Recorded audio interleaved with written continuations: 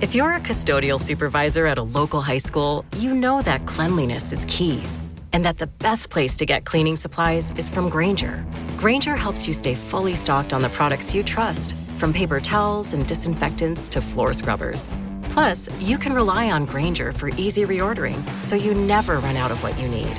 Call 1-800-GRAINGER, click Grainger.com, or just stop by.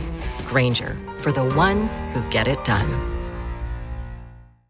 If you're a podcast host, listen up, this one's for you. My name is Allie Jackson. I'm the host of Finding Mr. Height, a dating and relationship podcast that I've been doing for 4 years now, sharing my positive and practical approach to dating that's built on my own life experience. And I wanted to share another experience that I've had, my secret behind monetizing my show. It's called Red Circle, and I was just telling my colleague about how much I love their platform. With Red Circle, not only am I getting a seamless hosting experience, but I also love the support I receive in ad sales. It's not just typical ad sales either. It's targeted opportunities based on my show and my life. And the platform is super simple. You just set your preferences and Red Circle matches you with sponsors that align with your show. You can vet every opportunity and their platform gives you great analytics. More recently too, my Red Circle team has brought me opportunities outside of my podcast on social media to really augment the podcast partnerships, bring them full circle. I just can't recommend them enough. If you want to give it a try, go to redcircle.com to get your free trial. That's redcircle.com for a free trial. Yo! What up, Buffalo Fanatics?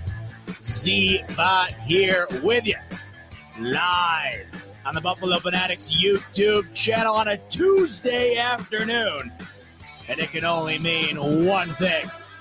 It is the Smoke Break, powered by BetUS, where the game begins. Receive a 125% sign-up bonus on your first 3 deposits up to $2,500 via the link in the description below using the promo code JOIN125. Folks, the NFL as of today has officially changed as we know it.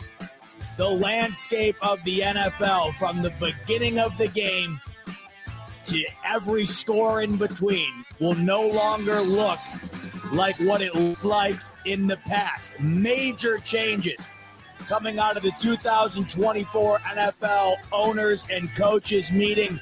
We have a new kickoff. We have a banned tackle. We have a new Hard Knocks to look forward to. Some more ability to look under the hood for the referees and adjust calls. So much coming out of Orlando, Florida, that we have to look into. I'm telling you, it's going to take some getting used to because the NFL, as we know it, has dramatically changed today. Thanks so much for joining in here on the Smoke Break on a Tuesday afternoon. Sorry I missed you last night.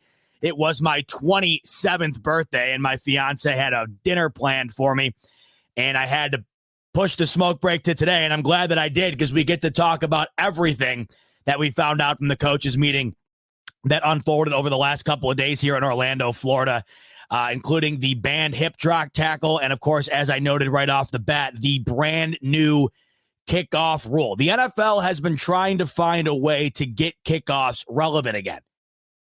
There was a time where the kickoff was what it was. It was the kickoff. It was what we had known forever, and once injuries and head injuries in particular started piling up, it was noticed that the kickoff was the most dangerous play in the sport. You got half the team, one team on this side and the other team on the other side running full force at each other all the way down the length of the field, barreling into one another. The NFL realized this is not a good way to prevent injury. We got to find ways to make this play safer. And when they started going down that avenue, they started eradicating the kickoff itself. Only 22% of kickoffs in the 2023 season were returned. And if you remember, just recently here in the Super Bowl, not a single kickoff was returned at all. Every single kick was a touchback. So what the kickoff itself had become, it had become a ceremonial type play. It had just become a play that you're accustomed to seeing. And over time, you had grown accustomed to just watching the ball sail out of the end zone. when the kickoff occurs now, you almost, well, if you're getting ready for the game Sunday, 1 o'clock, you got to run to the bathroom real quick. If the kickoff's about to occur, you still got about a minute or two before actual football takes place, because it is, according to last year, about an 80% chance that opening kickoff's going out of the back of the end zone. Nothing's going to occur. So the NFL is faced with a bit of a predicament here. What are we going to do? Because we've already tried our best to make this play safer. We've come a long way in doing that. But what has come with that is essentially the elimination of the kickoff itself. How do we keep the kickoff part of the game while still keeping it safer? Ironically enough, a different type of football league came in and implemented a certain type of kickoff that the NFL itself has just adopted. The NFL has adopted the XFL style kickoff, and this is going to be implemented starting this upcoming year. No time to waste, no adjustment period. This is starting week 1 of the NFL season in just a couple of months from now. So we're going to dive into this deep right off the bat. We'll also talk throughout the show here about all of the other changes that came out of the owners' meeting as well. And I saw in a comment earlier that I definitely want to address the PSLs and the money that is going to be spent to see the Buffalo Bills in their new stadium. We'll touch on that. But we're going to start on the biggest change that came out of these owners' meetings, and that is the NFL kickoff. Now, my friends over at Pardon My Take put together this awesome graphic that I have found, based on everything I've seen, breaks it down the best. So here is this graphic posted by the Pardon My Take Twitter account. If you'd like, you can go over to their Twitter right now and save this in your phone so that anytime you get confused, you can go back and look at it, because it's not just a singular change. There are multiple changes involved within the kickoff now. It's not like just one thing was implemented where they had done like they had done in the past, where, we'll move the kicker up more, or the touchback is now worth the 25-yard line as opposed to the 20. There are multiple changes involved here. It's certainly going to take some time to get used to. The only way you're going to get used to it is just getting thrusted into the league this year, watching the games. And I'm sure, like all these other changes we've seen in the past year, you will eventually become accustomed to it. But it's going to take some time. When we've seen changes in the past, they've definitely altered the game. But this is probably one of the biggest changes to the overall sport in my lifetime. Not all that long ago, of course, they moved back the extra point. They had felt that the extra point was just way too easy. Let's make it a bit more difficult. Let's add a bit more drama to the game. We've noticed that certainly has worked. Kickoff or extra points now are missed far more frequently than they were back when it was a simple 15-yard kick. So we've seen changes in the past, of course. We've seen altercations to the ability to review penalties that came and went. We saw a ton of changes to the kickoff, but it never was really visual. It wasn't really visual. It was more the outcome that was changed. They purposely made the kickoff more directed towards being touchback oriented. This is now being directed towards return oriented. So let's take a look at the graphic here. This is what the new kickoff is going to look like starting right off the bat, week 1 on that Thursday night game, with a now Friday game, by the way.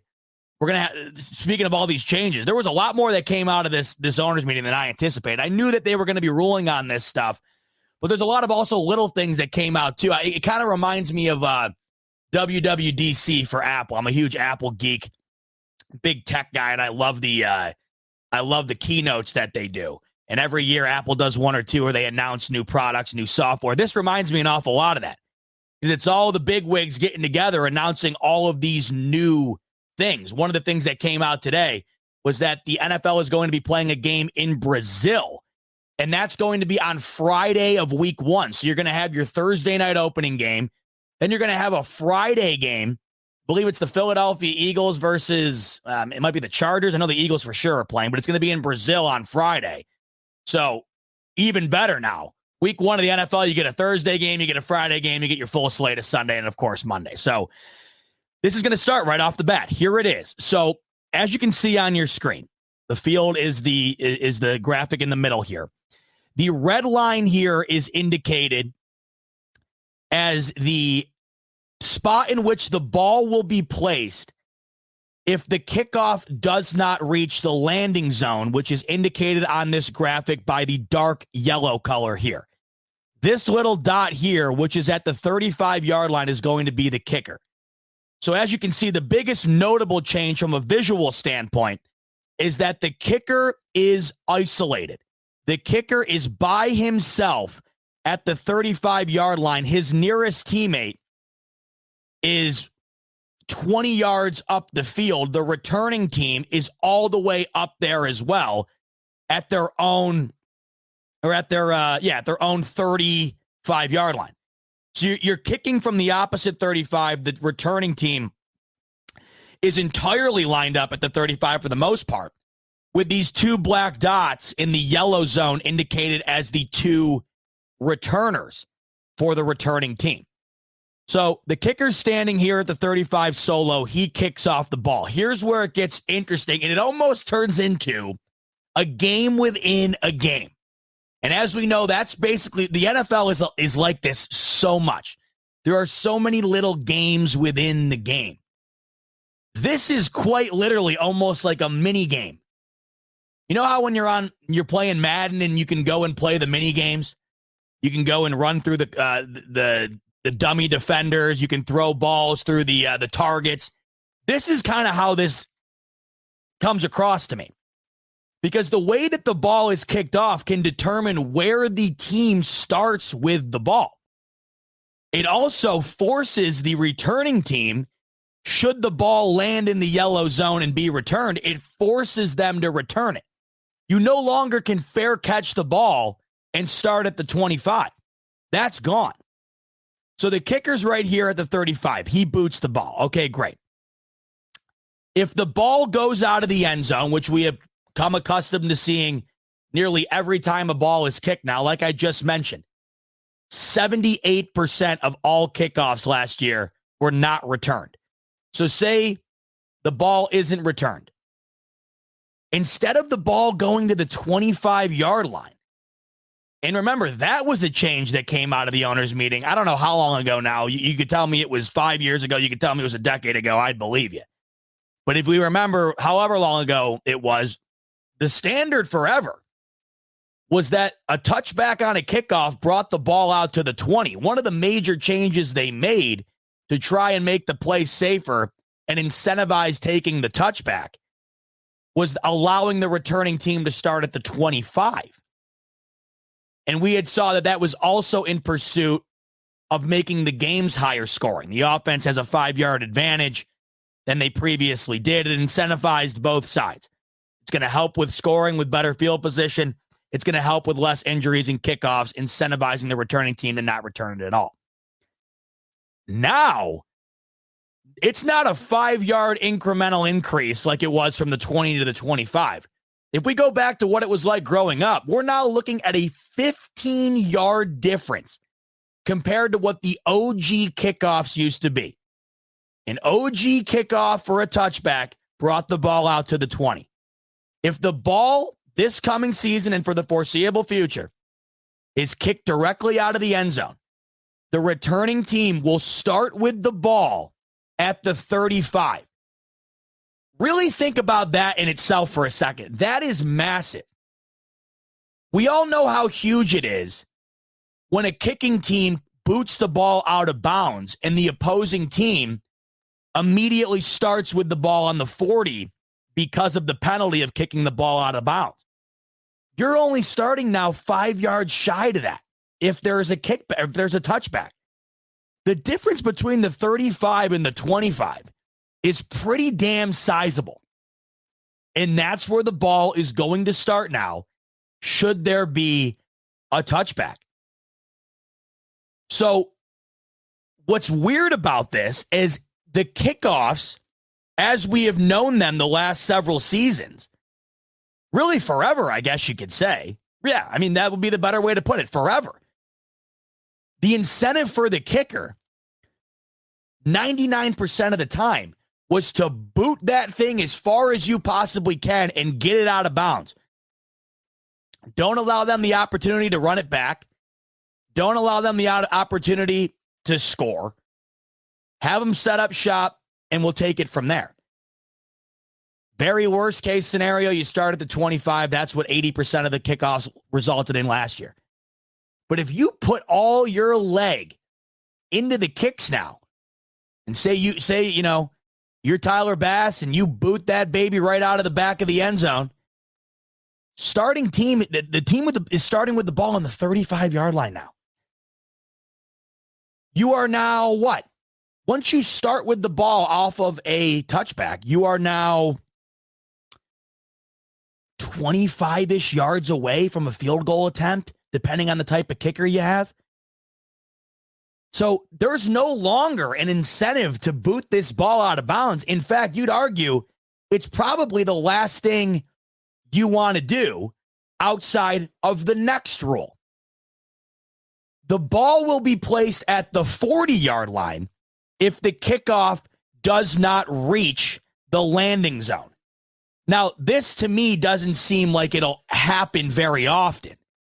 You have professional NFL kickers kicking the ball from the 35 here. It's hard for me to think that the average kick is not going to go 55, 60 yards like it would need to in order to reach this landing zone. But for whatever reason might cause this to happen, say it's a pooch kick, say the kicker doesn't get his whole leg into it, he just misses it, he whiffs on it, whatever. Say the ball doesn't reach the landing zone, and this, of course, also means kicking it out of bounds. The ball's at the 40. So I doubt we see this come into play often just because I don't think kickers are going to miss this landing zone. The majority of kicks just find their way going so deep they go out of the back of the end zone. I highly doubt we see kickers flat out miss the area between the 20-yard line and all the way through the back of the end zone. So I'm guessing the majority of the time when you see the ball get placed at the 40-yard line for it not reaching the landing zone, it's going to be your standard kick out of bounds penalty type scenario, ball at the 40. So it's certainly a factor, and I guarantee you at some point we'll see it for whatever reason, whether it's weather related or, I mean, I guess late in the game if somebody wants to try a pooch type kick or a squib kick and it doesn't reach, that could be a factor. But I would argue 85, 90% of kicks, you're not going to have to worry about the ball being placed at the 40, unlike unless it occurs in a similar fashion to how it has in the past year, goes out of bounds. And that happens how often? A couple times a year at the most. So a factor, but certainly not anything I anticipate seeing often. Now, here's where the incentive of this new kickoff is entirely based around, I would say. This whole setup is based around the third line on your screen here on this graphic. The ball will be placed at the 20 if it hit, or these last two, I should say. It's based on these last two. The ball will be placed at the 20 if it hits the landing zone and rolls into the end zone. So that would mean the kicker would have to kick it into this yellow area, as you see on your screen. They'd have to kick it into that area. It would have to land in that area. And then it would have to roll backwards into the end zone for a touchback. The danger in that, however, and why I don't foresee this happening very often either, is because the kicking team is no longer having to go the length of the field to go and try and recover a fumble, which, of course, that would be ruled the second the ball lands on a kickoff. That's a live ball on a NFL kickoff, right? You now have the kicking team and the opposing team a mere 5 yards apart. So once that ball lands, you'd have to imagine, one, it would be a tough sell to get the kicker to try and pin the ball within that 20-yard margin and then have it bounce, right? So once again, this is just an element that I don't see happening all that frequently unless the receiving team noticeably sees the ball coming and about to hit the 5-10 yard line. They don't want to take the chance of returning it, and they just let it roll. Maybe we see this a bit, but I don't feel like this is going to be as common of an occurrence as the top two here. The ball being at the 35 on a touchback, and then the receiving of it in the landing zone. So here's where it gets interesting, and this was the primary goal of this new rule change, of this new kickoff. If the kicker boots the ball into the landing zone and it is fielded by the receiving team, it has to be returned. So like I just previously said, you can't fair catch it. You can't take a knee. You can let it bounce, but you're doing that at your own risk. If you field the ball between the inch line and the 20-yard line, you have got to return it. Now, once you return that ball, you now have your blockers lined up at the 35. You have the kicking team lined up at the 40. As soon as you field that ball, it's live. None of these guys in the red area and the blue area on the field, none of these guys can move until that ball is fielded or hits the ground. So the goal within this was to eliminate the kicking team running the length of the field to go and tackle a guy with all that momentum behind him. And that's not even including tackling the returner. That's also including the kicking team getting about a 15-yard head start to go and run into the receiving team's blockers. You're just nailing guys left and right. That's just essentially what the kickoff is. It's team v team, all out. You know, I don't even know how to describe it. You all just run into each other. That's what it was. It's that you don't really see that in football other than this play. On snap to snap, everybody's lined up in front of each other. That's primarily who you're hitting. Every now and then you get a nice downfield block or a big hit down the way. But 99% of the time, you're not getting a massive head start like that to go and nail everybody in front of you. And that's what the NFL wanted to get rid of. And that's what they really have gotten rid of. But it got rid of the kickoff itself in a pseudo-type manner. So now you're able to return it without having that element of everybody running full force into one another and just doing what Mark just said here, Braveheart style. That's essentially what it is. It's literally Braveheart. We used to do this back in my lacrosse days, the Bravehearts, where you roll the ball out and you'd have to go and try to get the ground ball against the defender. One guy would be 10 yards away from the other guy, and you just run full force and try to go get it. That's essentially what every kickoff was, except you have superhuman athletes doing it down the length of a football field, right? So this is what you're going to primarily see, I think. The interesting thing about the ball being placed at the 35 on touchbacks is the incentive is for the kicker to put this ball in the landing zone.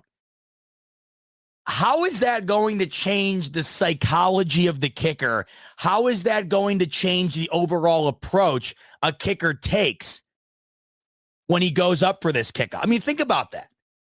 Some of these guys in this league, you know, Justin Tucker, how long has Justin Tucker been in the league now?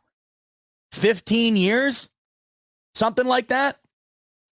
On a dime, his goal now is to plop this ball.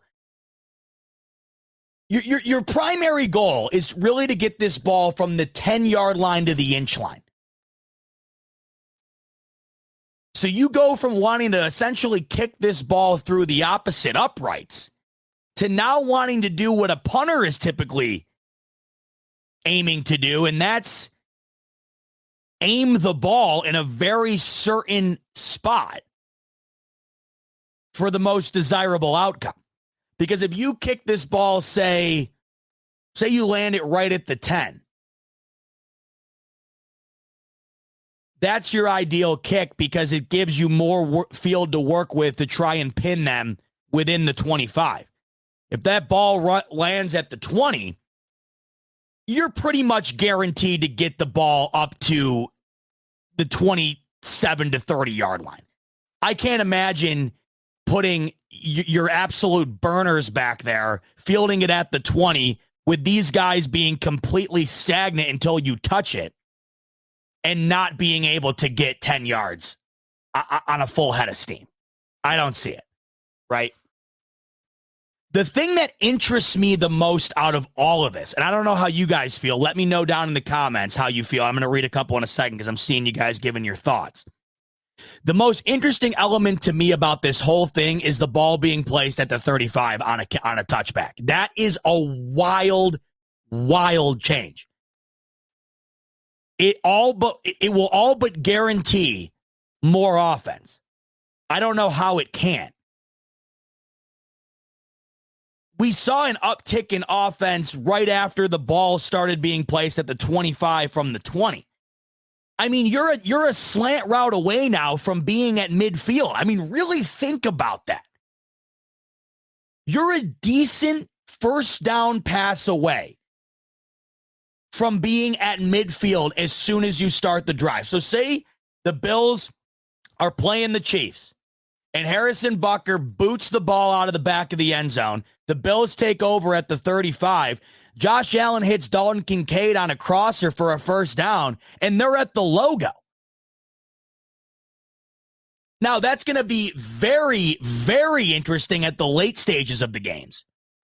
But I'm more thinking about it from the overall dichotomy of the longevity of the game. I mean, think about the first quarter, the first kickoff, right? Think about the first kickoff of the game.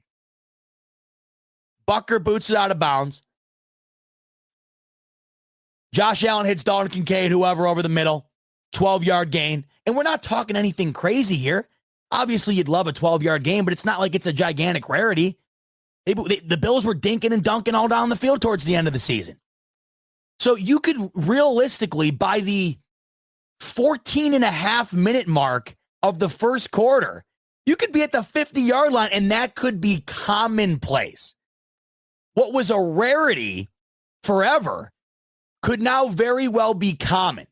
Teams could very well be at the midfield line within the first minute of the game on a very routine basis, especially if you have an elite quarterback and an elite offense.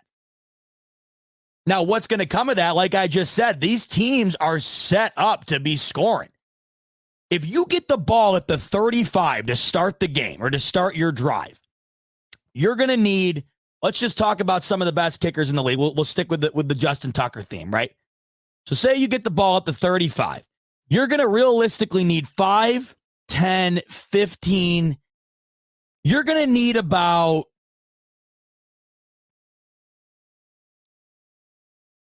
depending on your kicker, you're going to need about, 20 yards to be in field goal range? You're basically now 2 first downs away off of a touchback from being in field goal range. Whereas just last season, 2 first downs wouldn't even have you over midfield. That is a massive, massive, massive change. I know it's just a couple of yards here and a couple of yards there, but folks, this is the game of inches, ain't it? You're now 2 first downs away, depending on the type of kicker you have, from being in field goal range. Not only is that massive for the duration of the entire football game, but think about how massive that is in the late stages of the football game. Let's go back to the dreaded 13-second moment, shall we? The only reason that to this day is so insane, the only reason that the Chiefs pulling that off in the 13-second span that they did is so unbelievable is because they start with the ball at the 25 and get into field goal range with 13 seconds. If that happened today in 2024, sure, it would be incredible. Gaining the 20-some yards you'd need in 13 seconds in order to get the field goal off. Sure, it's still a massive play.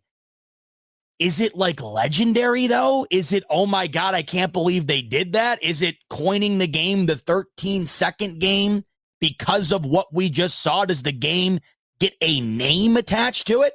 My opinion, probably not.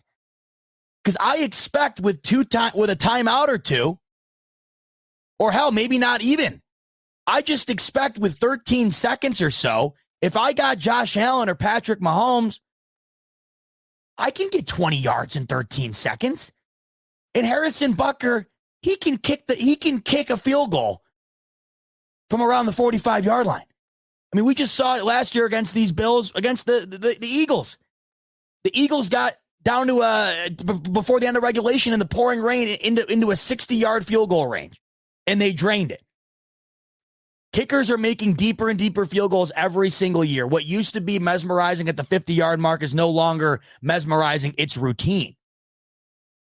So it's really the game. There's a lot more on the shoulders of the kicker, I guess I'll just say. The kicker already had a massive job, of course, being the field goal kicker. We already know the amount of pressure put on them in those high-pressure situations. But there's way more to think about on the kickoff now than there ever was.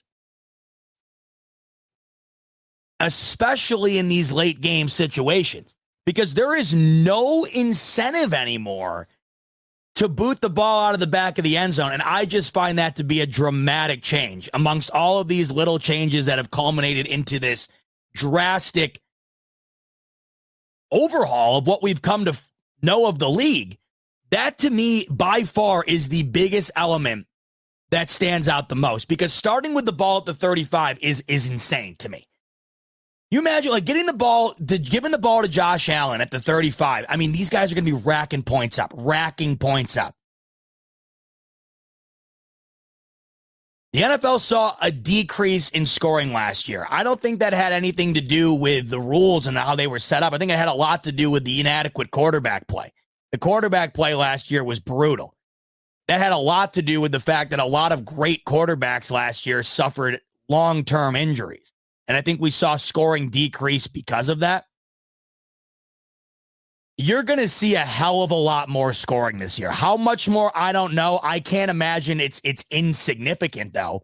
I feel like we're going to see a significant increase in scoring. I just don't know how this does not result in that. But it all depends on how these kickers are going to approach this play, I suppose. Because you have to think throughout the training camp coming up here in the summer, the entirety of the camp for these kickers is going to be spent avoiding kicking touchbacks. This is essentially reversing the mindset that kickers have had for pretty much forever. And I know I said it's going to be massive changes for hardened veterans, like guys like Justin Tucker, but even college kickers coming into the league, their incentive was still to boot it out of the back of the end zone in college. I mean, that's what it's been forever. So it is incredibly interesting, to say the least. Now, I think I kind of like it. And I guess I won't know if I fully like it until I see how it affects the game. Is that not fair to say? Everybody's already kind of throwing their opinions out there in pen, but we haven't seen how this is directly going to affect NFL football. I will say the elements I do like of it are you're going to see way more kick returns, which is great because, as we've talked about all throughout the beginning of the show here, those were essentially eliminated from the game. So you're going to see a lot more kick returns. You're going to see a lot more strategy be placed on a play that really had no strategy implemented into it at all, because it was a throwaway play, really. What was the strategy the last couple of seasons on kickoffs? Kick the ball as far as you can, send the offense and the defense out on the field. That was the strategy. You now have multiple mini games implemented into this kickoff, and with every game comes a strategy. I mean, if you think about it, the way that this graphic is set up, it looks like an arcade game. Starting line for both teams, and then here's your areas of, like essentially like if you're playing skee ball and you have your areas where this little circle is worth this amount of points, this circle is worth this amount of points. This is kind of what this is. It's like a punt, pass, kick competition. And each one of these variables within this new setup has massive, massive outcomes on the game. The difference between the ball hitting the landing zone and going out of bounds, or just going out or out of the back of the end zone, the difference between that and the ball just straight up going out of the end zone, we're talking a 15-yard difference. That is huge. Think about it. If and these are the things you just know are going to happen at some point and are going to have a dramatic effect on the game. So say Tyler Bass kicks the ball and the ball lands at the 2-yard line and rolls out of bounds. Say it's late in the game. Bills are up. They got to maintain the lead with 2 minutes left to win the game. And Tyler Bass kicks the ball. It lands at the 2-yard line and rolls out of the back of the end zone. Opposing team starts at the 20. Doesn't get much better than that. But if Tyler Bass kicks that same kick, and instead of it hitting the 2-yard line, it travels 2 yards further and hits the end zone, that same team gets the ball 15 yards further up the field. And in a late, tight game where every single yard is critical to get into scoring position, this is going to be massive. And the effect it's going to have on the game, it's going to be huge. I mean, can't you see it now? Oh my God, there's no way he kicked that out of the back of the end. I mean, can't you see yourself now standing in the end zone at the Ralph, big game, and the ball lands like a yard past the goal line and it's a touchback, and they get the ball at the 35. Had they had gotten it at the 20 or whatever, they would never have gotten into field goal range. It's a whole different ball game. You can just see it. It's inevitable. So this is crazy. Like the difference. Now here is this is via John Boys on Twitter. This is more of a written down, described the way each thing works type layout here, as opposed to the graphic.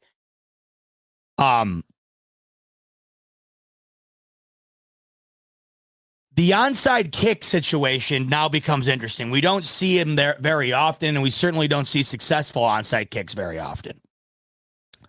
But the way onside kicks are now going to be set up. In fact, let me go back to what I had a video here earlier. It was from Jeff Darlington, who kind of has a nice graphic here. The way it's painted out here, it kind of shows you.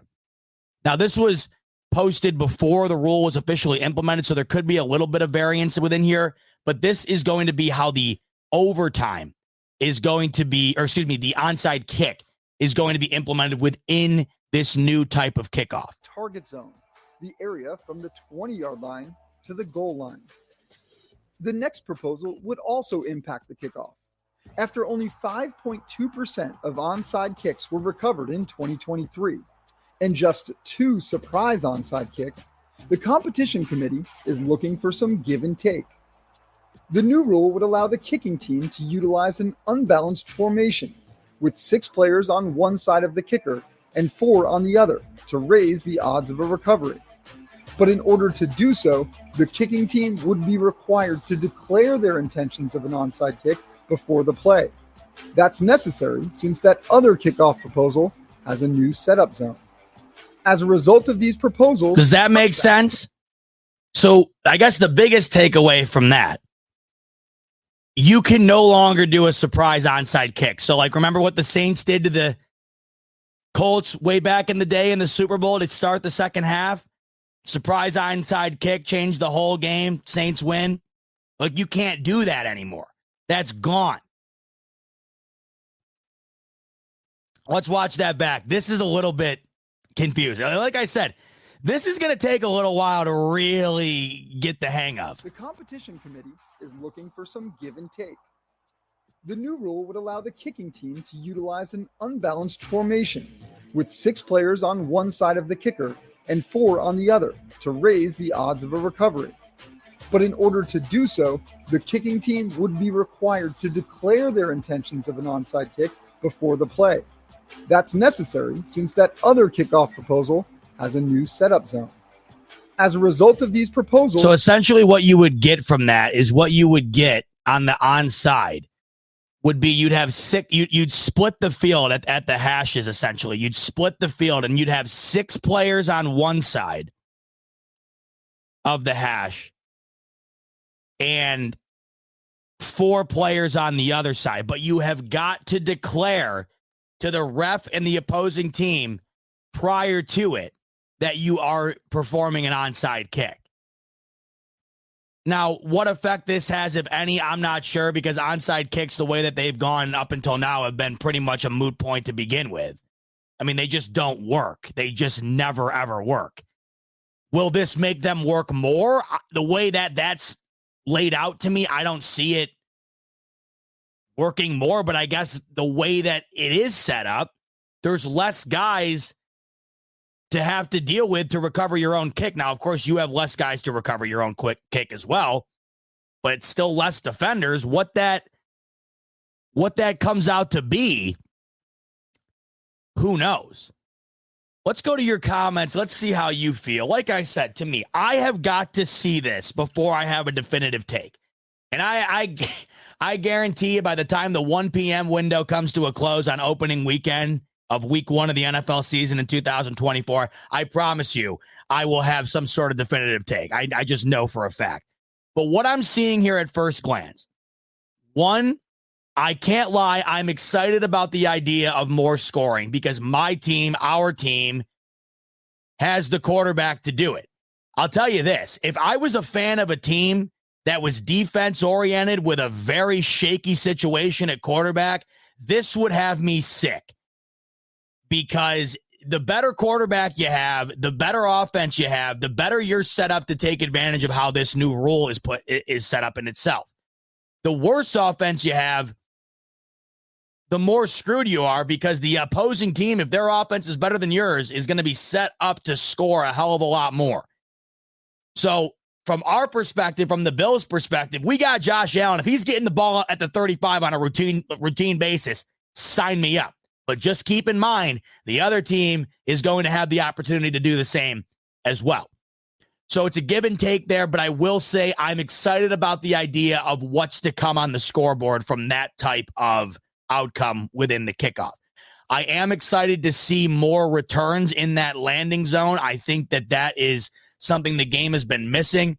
Nothing cooler than seeing a kick return, and I guarantee you with this new rule, we see a hell of a lot more of them.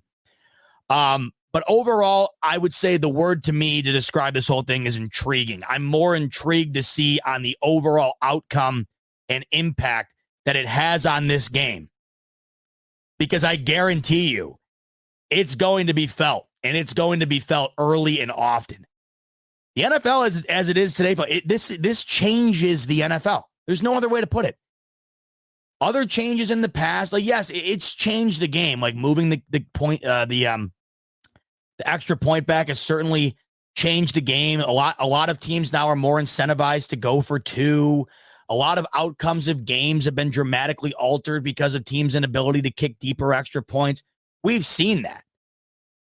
But this is about as major and drastic of a change as you can make without completely altering the fundamentals of the game itself. I mean, in reality, this really is altering the fundamentals of the game. The fundamentals of football were circulated around the kickoff the way it was during its inception, essentially. This is truly rewriting the game, so to speak. I mean, I don't really know how else to say it.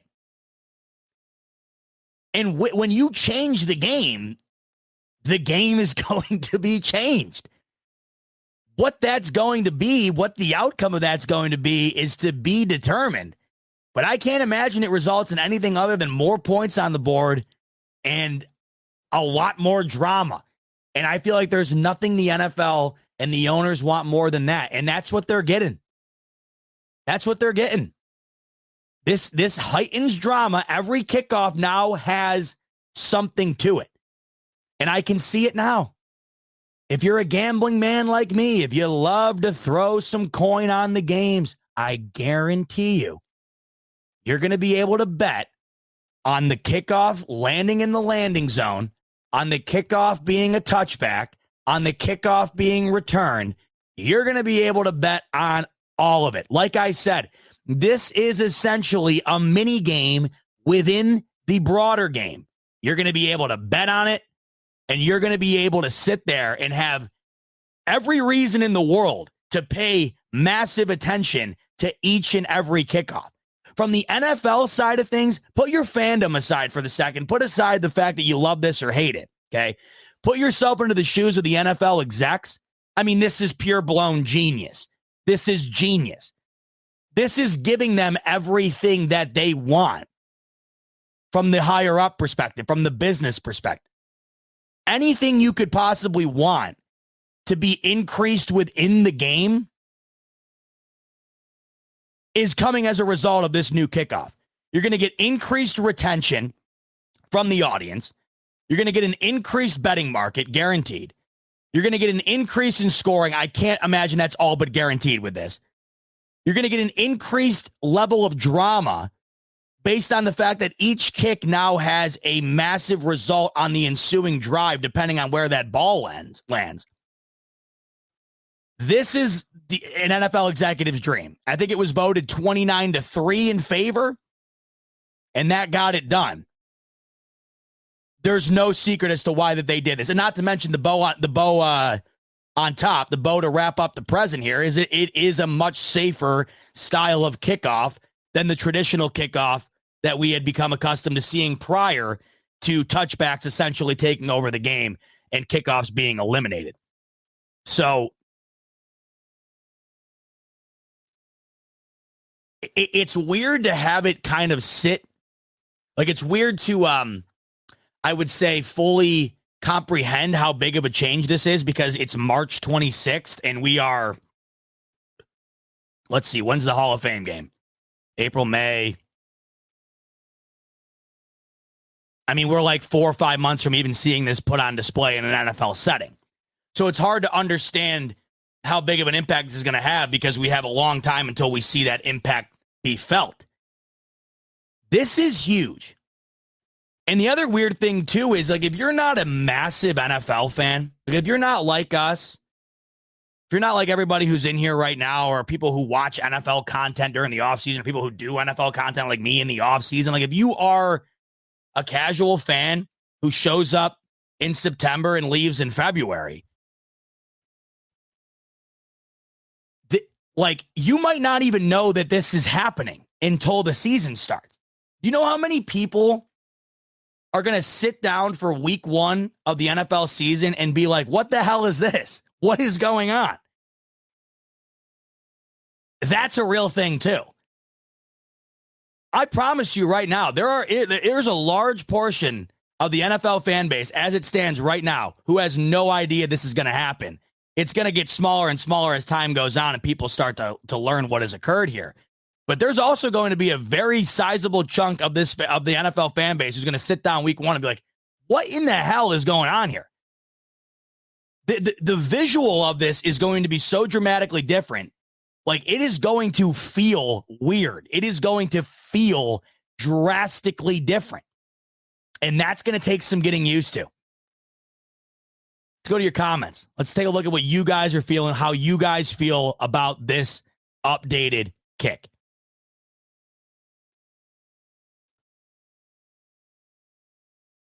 Richie's saying the NFL thinks they are exempt from diluting their game. People will watch no matter what they do. That's a reality. No matter what the NFL does, no matter what they change, the ratings are going like this every year. The NFL, they are in, I don't know if there's a .com bubble to this. I don't think that there is. Because they're in that type of era right now where it's just like the stock market, it is a cruise missile upwards, and it's got no landing point. I mean, the landing point is whenever it gets sucked into a black hole 10 galaxies away. It's up, up, up, no matter what they do. I mean, for instance, last year, there's really no tangible way to prove this, but I feel like so many people are in agreement. Last year, the refereeing was terrible. It was awful. It just felt like last year was such a bad year for NFL officials. Ratings never been higher. Joe Burrow, season-ending injuries. Justin Herbert, season-ending injury. Kirk Cousins, season-ending injury. Multiple other injuries throughout the NFL at the quarterback position. Ratings have never been higher. It does not matter. And let's be real, this should only attribute to higher ratings for all of the reasons I just mentioned. Everything that comes from this is beneficial to the league office and the NFL. Now, part of me, the reason I'm a little bit excited about this is part of me thinks it could be beneficial to us fans. I think it might make the game more exciting. But time's only going to tell. And that, of course, is only going to be how I feel if it's benefiting the Bills. I mean, I guarantee you there's going to be some time in the future where you're going to sit down with me on a Monday night smoke break, and I'm going to be on here redder than an apple, bitching my face off because something happened on the kickoff that boned the Bills. It is all but inevitable. So let's just hope the majority of this new rule ends up playing in the favor of the Bills, because that's how I'll find myself judging my overall love of this or disdain of this. But like I said earlier, Bills are in as good a spot as anybody to be on the right side of history here. You know, if you're trotting into the coming league year, and you're the Las Vegas Raiders, right, or you're the Minnesota Vikings right now, teams don't even have a quarterback, don't know what they're doing. I mean, this is not good for you if the opposing team has the ability to be setting up shop in much better field position than in years past. And you have the same opportunity, but you just don't have the resources to take advantage of it. So Scotty coming in here with the super chat, and he's saying, imagine if they force it in the playoffs. That's a whole nother game, and a lot of teams are going to be pissed off about the rule in the playoffs. Oh, let me look this up. I don't know. This is a great point you're bringing up. Is this not in the playoffs? I thought this was the rule was adopted year long. It would be super odd if they.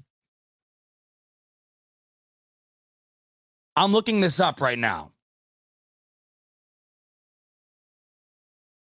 In fact, let me go to the comments. Maybe some of you guys know. I don't know if this is exactly what Scotty's saying, but it's making me thinking now. I didn't read this in any of the articles and all of the info I've seen on this. I feel like I would have saw this, but is this regular season only?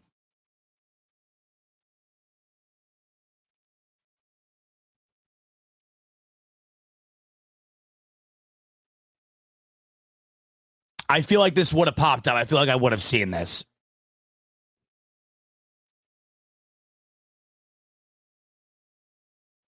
Yeah, I mean, I got this up here. Yep. When does the new NFL kickoff rule start? This is via NBCNewYork.com. I'll share it here with you so you can see it. When does the new NFL kickoff rule start?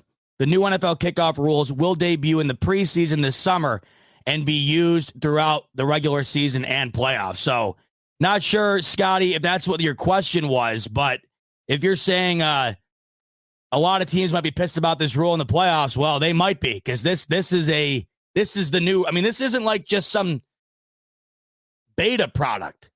You know, this isn't some beta period, some test product here. Like this is it. This is the league now. And it's not just regular season. It's not just preseason. Like, this is the NFL now. That's why I was just saying, like, this is going to be a major shock to people. It's not like they're going to just try this in the preseason and see how it goes. Like, folks, this is it. This is welcome to the NFL. This is what the NFL is now. And it's damn different. Rebels saying this is terrible. Sorry, Rebels out on it. Does not like it. And you know for a fact there's going to be a lot of people on Rebel's side here not loving it. But like any change, there's going to be a line drawn in the sand, and people are going to be on either side. If you've watched me for long enough, you know that oftentimes I like to tread that line in the sand until I have a definitive reason to go on one side or the other of it. I'm treading that line right now. But I do always understand the feeling on either side. I understand wholeheartedly why you would hate this. I do. You've come to love this sport for however long. I mean, my man Jeff King here. Jeff King's been watching the Bills since the games were in black and white, for God's sakes. I mean, Jeff King watches the NFL for as long as it's been, for as long as the Bills have been kicking here. This has got to be major for my man Jeff King and folks of his age. I mean, I've been watching the NFL my whole life. I just turned 27 yesterday. This is drastic to me. If you're of my parents' age or older, I mean, this is crazy huge because you've been watching this way longer than I have. And you were watching this way before any of these changes were made, even the change to have the kickoff touchback go to the 25. I mean, this is a massive altercation to the game that we've come to know. Jeff's asking, I'm just curious if anyone can answer this because it's been 40 years since I've played the game. Are these rules already implemented in high school football? Not to my knowledge, Jeff. Not to my knowledge. I don't believe that this has been implemented in high school football. I think maybe some areas it has, certainly. But there's not a universal ruling, I don't think, on high school football. I mean, I feel like if you were to go to, say you drove to a small school district in Pennsylvania or you drove to a small school district in Buffalo, there could be completely different ways of playing the game from that perspective. Obviously, there's not a drastic change in the value of a touchdown or stuff like that. But the way that stuff like this is played out, I guarantee you there's got to be some variance in the way that this is played out from school district to school district at the high school level. But what we do know, this isn't like this in college. Division I football does not have this in play, which is interesting because it always feels like we within the college game, for a lot, like you start to see the transition for major things start there, right? Not the case. I mean, as it stands right now, like a senior in college, this coming up season in college football, a senior in college so say you're a senior kicker at Penn State and you're going to get drafted to the league to be a kicker. For the entirety of your senior year in college, your goal is to boot that ball out of the back of the end zone. And then less than a year later, nope, mindset's same sport, but your job within that sport is essentially the complete opposite. We don't want you kicking it that far anymore. We want you kicking it within a 20-yard space. And we want you to kick it as deep as you can within that 20-yard space. But don't kick it too deep, or else we're going to lose 15 yards as a result of it. This is crazy big, man. Sal's thinking pro soccer players will be recruited. They are the best in ball kicking. Well, it makes you wonder now with the goal. The goal is no longer having the longest leg. I wonder if the field goal kickers will simply be just that, field goal kickers. I'm starting to wonder now if this changes the position entirely. I'm wondering, like, as we know, Tyler Bass kicks the field goal, then trots right back out and kicks the kickoff. I'm wondering now if you're going to have a kickoff specialist. Because the kickoff is now become, to me, it's become far more crucial to the game. And I don't know if you any longer have the ability to just say, oh, well, we already have our field goal kicker and he can kick it out of the back of the end zone. Why do we need another guy out here? So, Sal, to your point, maybe it's not a pro soccer player they go after, but I think your point still stands nonetheless. Maybe what comes of this is an entirely new type of kicker. Far more accurate, not necessarily based on distance, but based on that accuracy, ability to put the ball in a certain spot, kick it super high so it gets there, whatever. I mean, you name it. Who knows? There's just going to be a lot that's going to come from this, I think.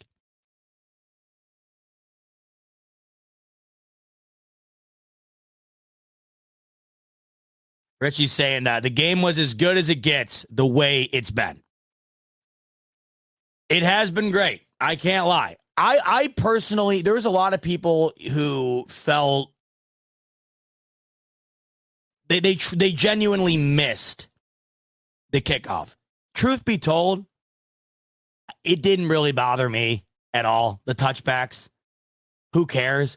I'll be straight honest with you. If they would have ruled, well, and I think that this was something that was considered, if they would have ruled, hey, you know what? The kickoff's just too dangerous and nearly 80% of all kicks aren't being returned. We're just going to get rid of it. You're going to start every team, every possession, no kickoff. You just start with the ball at the 25. There would have been people up in arms about it. How do you get rid of the kickoff? It's the staple of the game. You really, really wouldn't have noticed it. You wouldn't have noticed it. Because every time you go up to grab a bag of chips now or take a leak during the kickoff, it's the same result. Team trots out on the 25. So if they were to just gotten rid of that and start out on the 25, the only thing you're missing out on is that little extra period to go grab a beer. It wouldn't have really bothered me at all. Would it have been a bit sad to lose a staple within the game that has been part of it forever? Sure. But like anything else, you're going to get over it because the game has changed dramatically since then. The kickoff is now just a new thing to change. But this to me, as weird as this might sound, this is a far more dramatic change to the game than eliminating the kickoff itself would have been.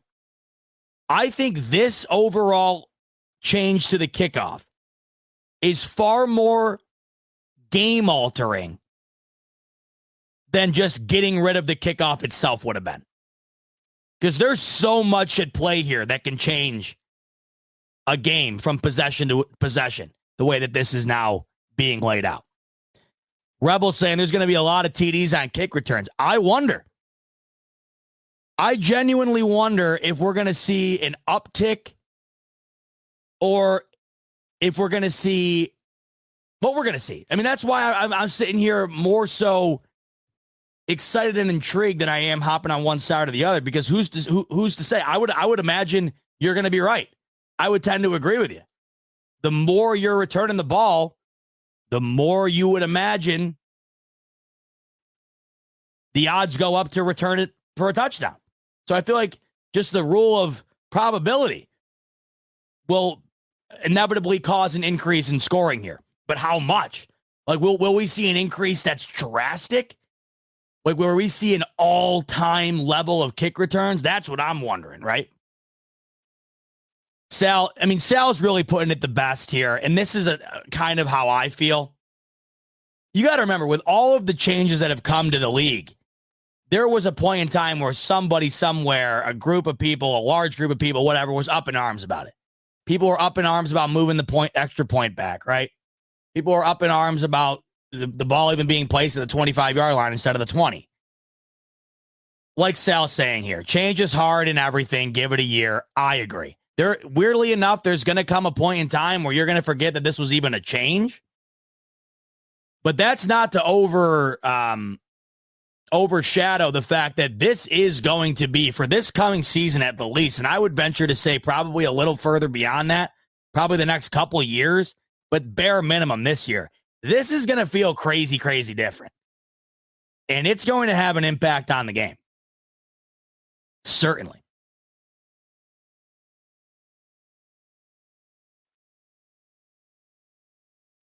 And like Reese is saying, as we mentioned earlier, this is another thing that isn't necessarily being thrusted to the forefront because you don't see a lot of onside kicks anymore. But this is gone.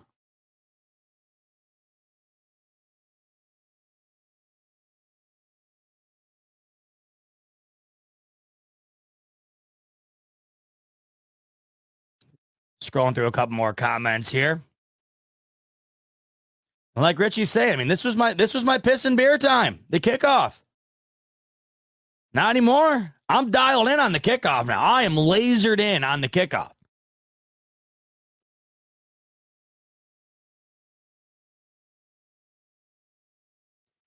Johnny's foreseeing a superhuman coming to the kicking position. He's foreseeing like a Josh Allen type kicker. 6+ foot tall, 200+ pound dude. I mean, Johnny's foreseeing like the next wave of superhuman type kickers. Maybe that's what we see.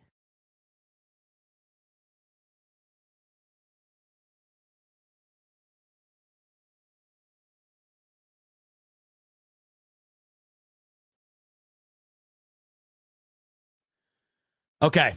This is one. I mean, we just spent an hour on this. I think deservingly so, because this was a major, major change. But there is another major change that I feel like is, I don't know, it's awfully controversial, and it deservingly so. It is controversial, and I know for a fact, speaking of having an altercation on the game itself, speaking of being pivotal to the outcomes of games, I know for a fact this next topic we're gonna talk about, at some point in the near future, it is going to be the talk of the town because it affected a game one way or the other. It's just all but inevitable. It's yet one more personal foul being looked for by the refs. We'll talk about the hip drop tackle in just a second. But before we do, want to give a quick shout out to the sponsor of today's live video, and that is, of course, my friends over at BetUS. Link in the description below, and that'll get you 125% sign-up bonus on your first 3 deposits up to $2,500 using the promo code JOIN125. Now, if you're like me, you got in on the action all weekend for March Madness. And let's just say, I hope it goes better in the Sweet 16 than it did for me in the second round. Many of you joined me for my first round watch party for March Madness, and it was a lot of fun. And if you had, you know that I have been betting on the underdog in every single March Madness game up until this point. Now, this started off extremely well. I started off doing 1 unit on every game. And in the first round, I mean, it really could not have went better. I ended up finishing the first round being up 14 units, which is crazy. So I carried that same strategy into round 2. Folks, I went 1-15. If you were following the tournament over the weekend, the favorites in the NCAA men's basketball tournament went 15-1. Now, luckily for me, I was smart, and I said I got to preserve some winnings from round 1 into round 2, and I only did a half a unit in round 2. So lost a little bit, but still did very well in round 1, and we're taking those winnings into the Sweet 16. And you can hop in on the action, too, this coming Thursday and Friday. We got some great freaking basketball coming up. Arizona, Clemson's going to be awesome. Gonzaga, Purdue. Zach Edey's been eating this tournament. They've been doing exceptionally well, but Gonzaga, an underdog in that game, but they've been playing really well. Duke, Houston is going to be awesome. Houston almost lost up 13 points the other night with a minute left. The buzzer beater from Texas A&M. That game was nuts. All these games are set to be incredible. You can hop in on the action if you'd like over at BetUS. Link in the description below. 125% sign-up bonus on your first 3 deposits up to $2,500 with the promo code JOIN125. There's one more thing I'm doing for my listeners who are watching right now. Nobody else, just you guys watching right now. If you don't have a BetUS account and you'd like one, if you go and sign up through that link and you go to my Twitter and you DM me a screenshot showing me your username on BetUS, I will send you a $25 free play. I have 4 more spots open, 4 more free $25 free plays available. So if you go sign up, not only do you get that deposit bonus and all that cool stuff, but I will send you a $25 free play if you come to my Twitter and DM me a screenshot of your account. I have 4 more slots left. So first come, first serve. If you want that, make sure to get in on it. Quick word from BetUS, and then we're going to talk about this hip drop tackle, and I'm dying to see what you guys think about it. BetUS, America's favorite sportsbook and casino. Live betting and racebook. We're celebrating 30 years with a historic offer, a 125% sign-up bonus on your first 3 deposits. Buffalo Fanatics, what's going on? This is Pierre the Kingpin, and I wanted to talk to you today about Cigars International, which is the ultimate destination for premium homemade cigars. Known as the industry leader, Cigars Internationals offers the largest selection, unbeatable prices, and a customer service experience that's second to none. Whether you're new to cigars or a seasoned vet, Cigars International makes enjoying cigars easy, approachable, and fun. Cigars International is the go-to retailer for all things cigars, with the biggest selection of premium homemade cigars available anywhere. Cigars International offers unbeatable deals and discounts, making it easy to stock up on your favorite or try something new without breaking the bank. With fast free shipping and their 100% satisfaction guarantee, you can shop with confidence knowing that Cigars International stands behind every order. They have good relationship with vendors that helps provide great low prices. Whether you're new to cigars or a seasoned pro, Cigars International makes it easy to find the right cigar with helpful guides, staff reviews, and expert advice. It's not just about cigars. Cigars International also offers a wide range of accessories and more to elevate your smoking experience. Check out the great deals every day at cigarsinternational.com. That's cigars, CIGARS, international.com. Use code FANATICS at checkout for 20% off your order of $50 or more, plus free shipping. Or visit www.cigarsinternational.com/fanatics, and the discount will automatically apply. Again, use code FANATICS at checkout for 20% off your order of $50 or more, plus free shipping. Or visit www.cigarsinternational.com/fanatics, and the discount will automatically apply. If you're a maintenance supervisor at a manufacturing facility and your machinery isn't working right, Grainger knows you need to understand what's wrong as soon as possible. So when a conveyor motor falters, Grainger offers diagnostic tools like calibration kits and multimeters to help you identify and fix the problem. With Grainger, you can be confident you have everything you need to keep your facility running smoothly. Call 1-800-GRAINGER, click Grainger.com, or just stop by. Grainger, for the ones who get it done. At Arizona State University, we're bringing world-class education from our globally acclaimed faculty to you. Earn your degree from the nation's most innovative university. Online. That's a degree better. Learn more at asuonline.asu.edu. Plus 10% Gamblers Insurance. Get started today. BetUS, where the game begins. All right, so let's talk about what else came out of the NFL owners meeting. I mean, I know we just spent an hour on that kickoff. I feel like I could have spent like 2 hours on that. I am genuinely blown away with the idea of what's to come with this new rule. I feel like in my lifetime, this is as drastic of a change as you could see in the sport. And with that comes a lot of, thoughts about what's going to come, what's going to be the result of that. We know as it stands right now in the NFL that plenty of plays, plenty of drives, and ultimately plenty of outcomes of games are altered or swung one side or the other based on a play call or a penalty call here or a penalty call there. Sometimes it's incredibly justified. Chiefs, Bills, when you had Kadarius Toney offside, was it Kadarius Toney? I think so, right? MVS, I can't even remember. Whatever. When the Chiefs were offsides on that play, clearly offsides, clearly the right call. It altered the game, but it was the right call.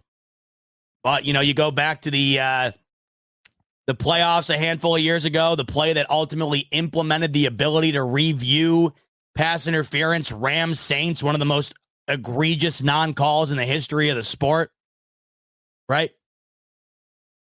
We've seen time and time again plays result in penalties that end up resulting in major shifts in momentum, major shifts in the game, especially personal fouls, the 15-yard penalties. So we see that with the roughing the passer, the pass interference, right? That in itself has been a big complaint amongst this NFL fan base forever.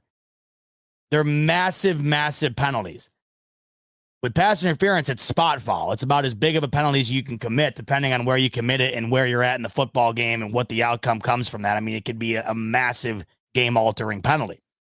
But another one that's been a massive point of conversation, a huge factor on the game, is the increased protection on the quarterback that has resulted in an increase in penalties thrown on roughing the passer.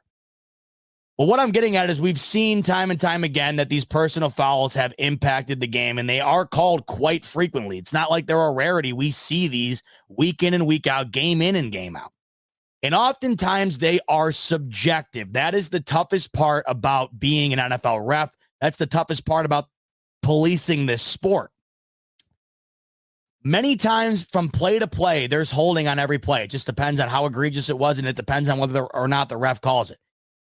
When there's pass interference, how many times do you see that and say, that is BS, that's not pass interference? Or on the other side of things, you see it and you say, you got to be kidding me. There is no way they didn't call a flag on that. It's so subjective. And we've seen that trickle in more and more with roughing the passer, where a quarterback gets hit a little high, quarterback takes a brush on the helmet, quarterback gets landed on a little too awkwardly, and it's 15 yards. There's already so many plays in a game that can result in a 15-yard penalty, and they're all subjective. But the NFL is now, instead of pursuing solutions for those plays already in play that have not only had a major impact on the way that the games play out themselves, but have been a major emphasis of complaint amongst the fan base, and more than likely have led to increased disdain towards the way the game is policed. Like I mentioned earlier in the show, last year, it felt like it was one of the worst years on record for NFL officiating.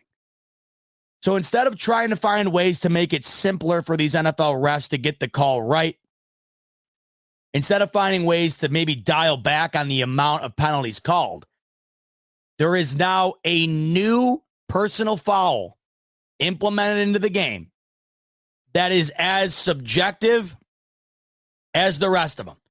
I'm sure you've heard about it by now.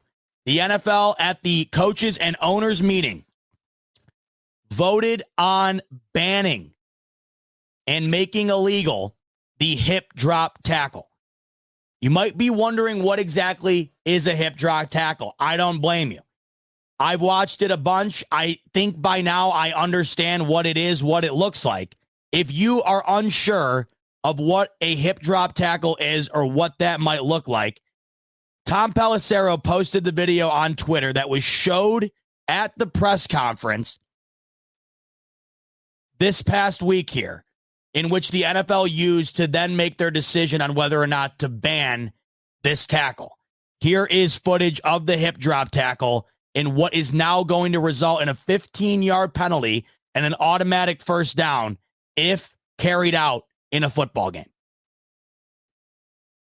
And unweighting yourself as a defender and landing on your opponent's leg. You've heard us say before that the injury rate, this sort of tackle compared to the typical tackle, is at least 20 times more. We came to that from reviewing about 20,000 videos of tackles. The injury rate, we see it 20 times the others. We see a time loss injury about once a week now, which is an increase year over year. We see the tackle occur about once a game, which is up 65% year over year. So it's increasing in frequency. The sorts of injuries, as you can see here, the high ankle sprains, the ligament injuries, fractures, lead to substantial time loss. So grateful after all the work that was done by the engineers and certainly by the health and safety team about the swivel. So if you listen to the background of that, we'll listen to it again here. Yourself as a defender and landing on your opponent's leg. You've heard us say before that the injury rate, this sort of tackle compared to the typical tackle, is at least 20 times more. We came to that from reviewing about 20,000 videos of tackles. The injury rate, we see it 20 times the others. We see a time loss injury about once a week now. So this decision wasn't made in haste. I mean, as you just heard, I'm not sure who that is speaking in the background, but what they said was that type of tackle where you come in and tackle low on the waist, swing your body around, and essentially use your lower body to come down on the lower legs of the person with the ball and land on them so they come down. I mean, it's so hard to explain. I mean, you saw it on there. I feel like if you watch it over and over, you get the vibe as to what exactly it is. But what they just said is that particular tackle in comparison to a normal tackle, whatever the hell that means, is 20 times more likely to result in an injury. They said they reviewed over 20,000 individual plays. And based on that, they were able to determine that that type of tackle resulted in a 20x injury rate that resulted in about one of those type of tackles per game, which they said is up 65%. One question I have is, why is it up? The reason it's probably up is because the higher you tackle, the more likely you are to get a couple of things. One, run over. Good luck trying to tackle Derrick Henry or any tight end in the league high. You're going to get run over. You got a cornerback half their size trying to tackle him from the ribs up. You're going to get Josh Norman, no question. Two, okay, say you are of equal size and of equal strength and you're able to tackle up high. What do we know happens when you tackle up high? Increased likelihood for your helmet to hit the helmet of the man with the ball. And what does that result in? Well, yeah, you guessed it, yet another 15-yard personal foul. This is so hard to tread the line on because you hear what the guy said in the background here as you watch these plays unfold. You hear him say that this tackle has resulted in a 20x injury rate. You can't have it. You just can't.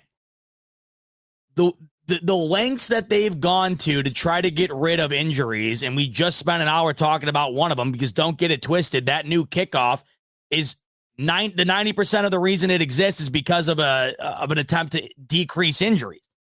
The pursuit that they've been on to try and decrease the injury rate has been so rampant that when you see a statistic like that, and you saw the amount of injuries that occurred last year, and most notable, I would say Mark Andrews, everybody saw that on Monday Night Football, or maybe not even him. And Nick Chubb, was he another one as well, perhaps? Maybe that was the most notable. Either way, there was a bunch of injuries. There's no way they weren't going to do something about it, right? They've done something about all the other ones. Anything to the head, anything late, right? Anything really that looks too egregious ends up getting a penalty. But here's the problem now. The only way that you can make a tackle is a form textbook type tackle that we all know is not able to be executed in every play of a game setting. Not every play in every game is simulated the way practice is, where you're doing a tackle drill and you and the opponent are set up between two cones and you can only go in between the cones, and you work on your tackling and you work on breaking your tackles within that. We know the game is the game. Guys are going all over the place, using the length of the field, using whatever they can to try to get away from you. And when you're coming up from the side, like you're seeing in a lot of these plays here, you can't make a form tackle. If I'm a cornerback or if I'm a safety or whatever, and I got Derrick Henry in the open field, I'm not tackling him on a form tackle from the side. That's never, ever going to work. I'm going to get run over. This was pretty much the solution that many smaller players in the league, I mean, right here is, I feel like, a rarity. I feel like you see it less often from these larger players in the backfield. You see it a lot more in the open field from smaller cornerback, safety type players tackling larger players. it was essentially a solution to get larger guys down on the ground without having to hit them high and without having the most textbook tackle on them because you don't have the proper angle. Is this play super dangerous, the way that they use their lower body to come and put the entirety of their weight down on the guy who has the ball? Absolutely.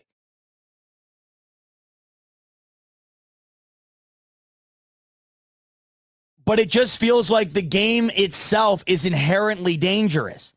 And we are now pretty much policing out of the game a variety of different elements that benefit the defense's ability to stop the offense.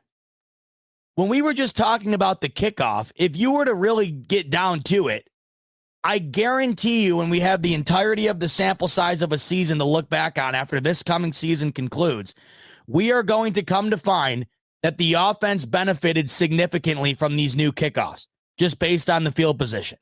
It seems like it's going to be all but inevitable.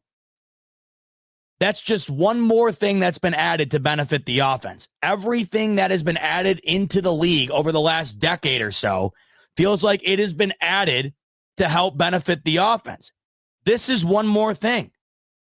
There's going to be a time in the game where this is called, and it could be subjective, because how subjective do these look? They went ahead and found examples that all look very similar, but we all know that from game to game that this play and this type of tackle isn't going to look exactly like all the clips that they found within here. But you're still going to see a flag on the field, and they're going to call it personal foul, hip drop tackle defense, and we're going to go to the replay, and we're going to see it. We're going to be like, I don't know, just like we do with everything else. I don't know, Jim. I don't know if he had a pass. I don't know if he interfered with him there. I don't know, Jim. I don't know if he hit him late. I think the quarterback got rid of the ball, and I don't think he hit him all that late. I don't know, Jim. I don't know if he swung his legs all around and got him down with a hip drop tackle. It's just going to be one more of those. And it's going to be one more thing you got to fear when you're facing off against a team and you have to worry about them moving the ball down the field in ways that aren't done by actually moving the ball down the field. It's such a tough line to trend because nobody wants to have players injured, especially at an increased rate like that they were just referring to. But at the end of the day, you also have to sit back and wonder, like, did these guys, and you've heard so many players talk about this. I mean, even players that are in the trenches doing the dirtiest of the dirty work like J.J. Watt, right? These guys can't stand it. Will Compton of Barstool Sports, I'm sure you've seen him popped up before. They can't stand it. These defensive guys, they can't believe it. And how many injuries did J.J. Watt have in his career? They know what they signed up for. They know that every single play, they're putting their body on the line. They know exactly what they're doing. You don't reach the pinnacle of the NFL making millions and millions of dollars every year if you aren't willing to do what these guys are willing to do on a weekly basis. They're going full head of steam, throwing their body on the line every snap of every game, and they're well aware that they're doing it. You are now making it. I don't know what the defense is supposed to do. This is, once again, this is where it comes tough to try and explain this, because I'm not sitting here saying I want to see the defense do things that cause injuries. I don't want to see that. But at the same time, what is the solution now? You can't hit high, because if you hit too high, it's going to be a helmet to helmet, and that's a personal foul. You also can't hit high enough to where, if you're a smaller player going up against a Derrick Henry or a DK Metcalf or something, you're not going to make the tackle. You know, say I got a DK Metcalf catching the ball at the 10-yard line, and I'm the only cornerback back there, and it's between me and him in the goal line. If I only have an angle to go up high on him, he's going to run me the hell over. DK Metcalf is huge, so you can't get him down that way. And now you can't go low on an angle and bring your body in to make the tackle. Now, when you watch these clips, it seemed like there's a very strategic move being made here with the lower body of the defense, and that's what's causing the injury. What my main point here is, I feel like what's going to come of this is that it's not going to just be these type of maneuvers that get flagged. I feel like, just like we see time and time again with pass interference and roughing the passer, what was meant to protect the player and what was meant to implement safety is going to be taken a level too far. where now if you accidentally put your hand on the quarterback after he throws it and he falls down, personal foul. If you make a form tackle on a quarterback and you land on him while you're going down on the ground, because that's how gravity works. If I'm on top of somebody and make a hit, I'm going to land where I'm on top of. That's a personal foul, right?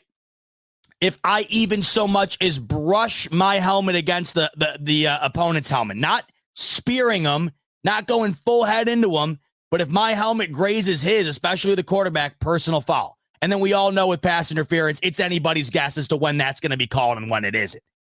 You now have another play where if you hit a guy low enough and he comes straight down to the ground and say your legs move while you're making that tackle, and you don't necessarily throw your legs into the guy and bring him down with your weight, but let's say the back judge right there, that ref right there, say that, let's go back to this example on your screen right here. This example right here. Okay, say I'm this back judge right here. Say I'm this back judge. And this safety right here is making the tackle, okay? Like he is now. And he does exactly what he does here, but it's not necessarily a penalty. He makes the tackle and his legs come around the side, but he doesn't use them like the way that they're talking about in these videos. That back judge can't see that. All that back judge sees is a guy going low and swinging his body around, personal foul. And how many of those do we feel like we're going to see time and time and time again? Well, I can only base it on what I've seen from pass interference and roughing the passer. And folks, we all know we're seeing that multiple times a game, nonstop. I don't know what the result is. It's so hard to have a proper solution because I feel like they're trying to police this game in a way that completely goes against the inherent nature of what the game is. This game is predicated on a guy with a ball trying to avoid getting hit by another guy without the ball. No other game is like that. No other sport in America, I mean, other than rugby, and we're not a big rugby country, but if you haven't noticed, the NFL is dominating the states. It is America's pastime, not even a remote argument. It's the most popular sport in the country by a country mile. And it's the only sport that requires nailing each other. It's the only sport that requires tackling someone and burying them to the ground. That's football. That is football. It is the game. The game is to tackle the guy with the ball. And there's so many rules implemented now.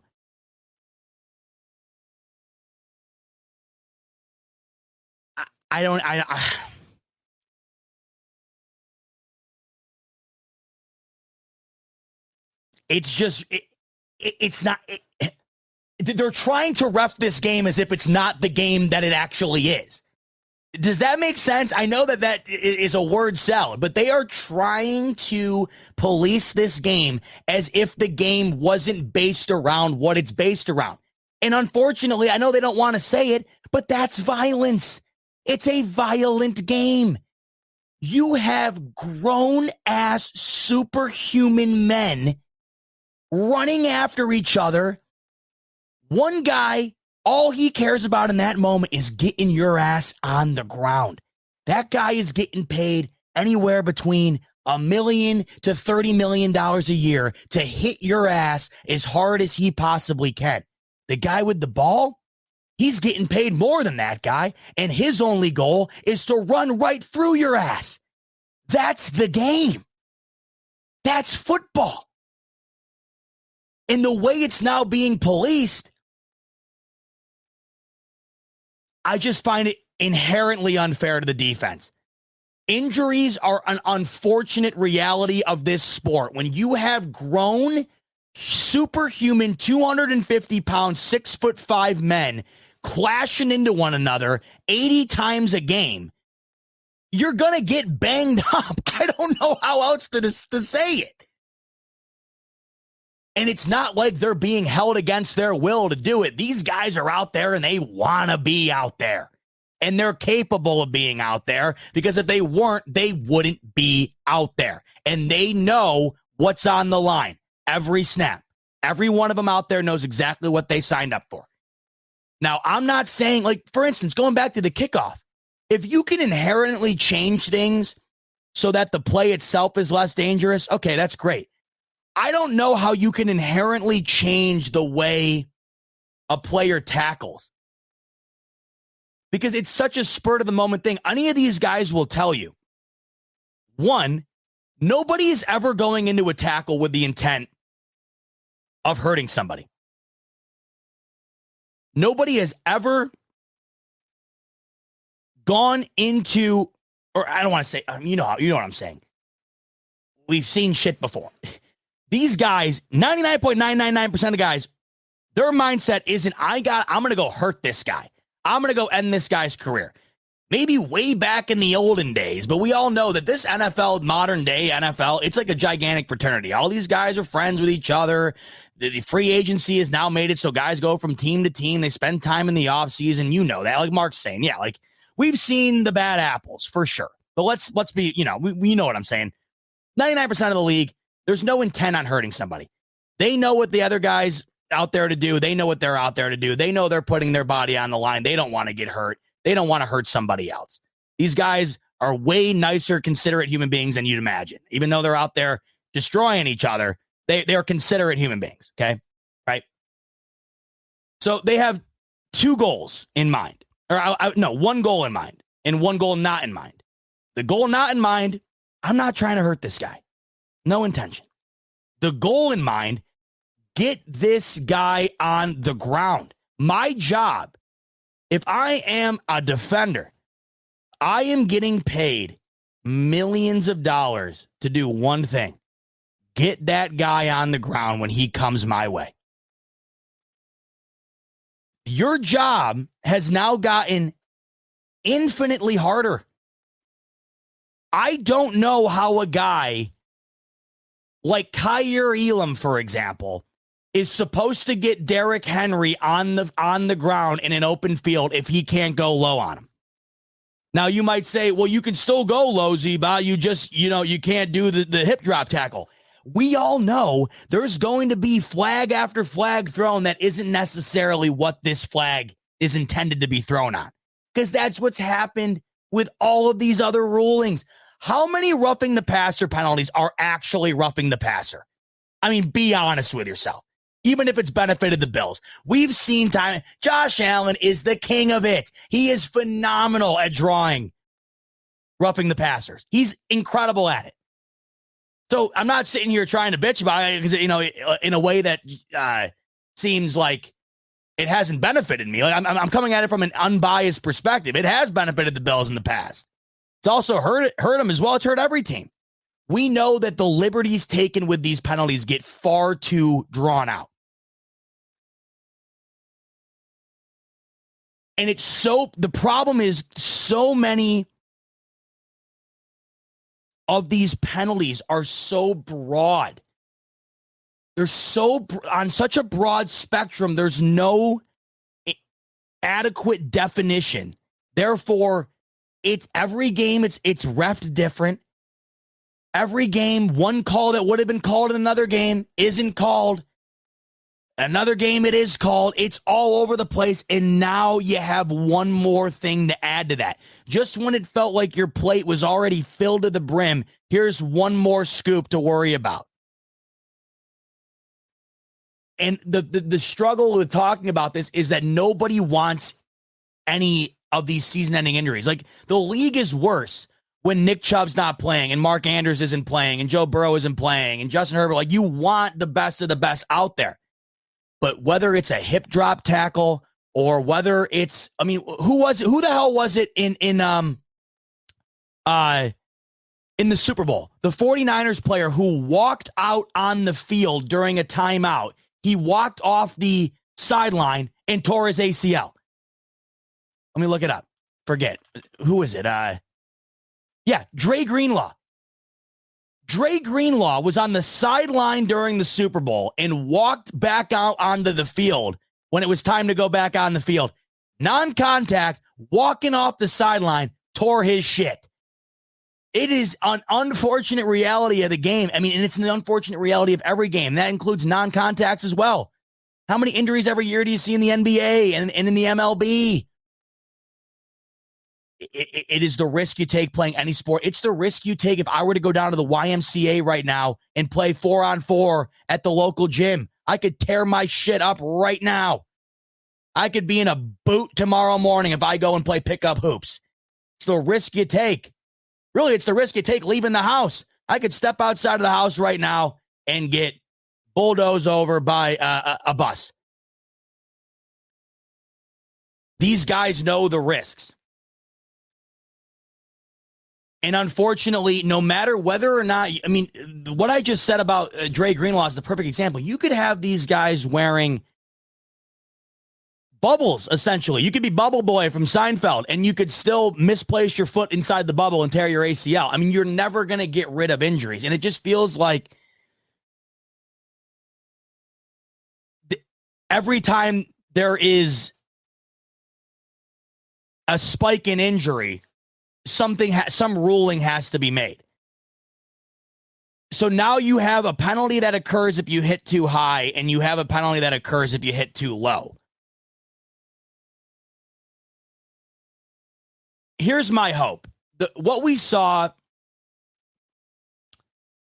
in this video here, I think it's pretty blatant what is happening in this video. If you watch what's happening in the video, you watch a player tackle above the waist and then roll his legs around and use his whole lower body to come down on the defender. I hope that it's policed and reffed based on that and that alone. Because this, to me, it does feel like it'd be good to get out of the game simply due to the fact that you are having a player put the entirety of his weight on the lower body of someone as they're continuing to move. Right? What I don't want to see is this get taken to the nth degree like all of the other personal fouls have. That's basically my main point here. I feel like the roughing the passer call was meant to be put in place for a quarterback getting hit way too hard after the play. But now we see it when a guy gets blown on after he gets rid of the ball. Oh, my God. Pardon me. I got like something stuck in my throat. We now see far too often non-roughing calls get called as roughing. And we see far too often pass interference calls get thrown ad nauseum. I just hope this isn't one more thing where you see the flag get thrown and you're like, I can't believe you're throwing it on this. This is not necessarily what this was meant to be. The problem is when I'm trying to define what this is, it's really hard to explain what it is. Visually, you can tell. But to me, if it's so broad that it's tough to be explained properly, how broad are the calls on the field going to be within it? I also just feel like it's a bridge too far. It's a step too far in the pursuit of making a violent game 100% injury proof. It can never be. It will never be. But these rules seem like they're put in place in the pursuit of that. And I just don't know what these defenders are supposed to do now. Not every play is going to be designed to where you are going to have a textbook tackle opportunity in front of you. Especially if you're going up against a bigger player, or especially if you have a bad angle coming in on one side or the other. And then like Dave's saying here, with the game on the line, this is what I was talking about earlier. I mean, how many times are you going to see this happen with the game on the line, where you have a defender trying to make a tackle at all costs, which, by the way, that is his job. People are acting like, oh, he's trying to make the tackle at all costs. Like, you can't do that. That's the guy's job. You can make a tackle without throwing your helmet into somebody else's helmet. It's a lot harder, in my opinion, for these smaller guys to make a tackle on a bigger guy without putting their body into the lower body of that player.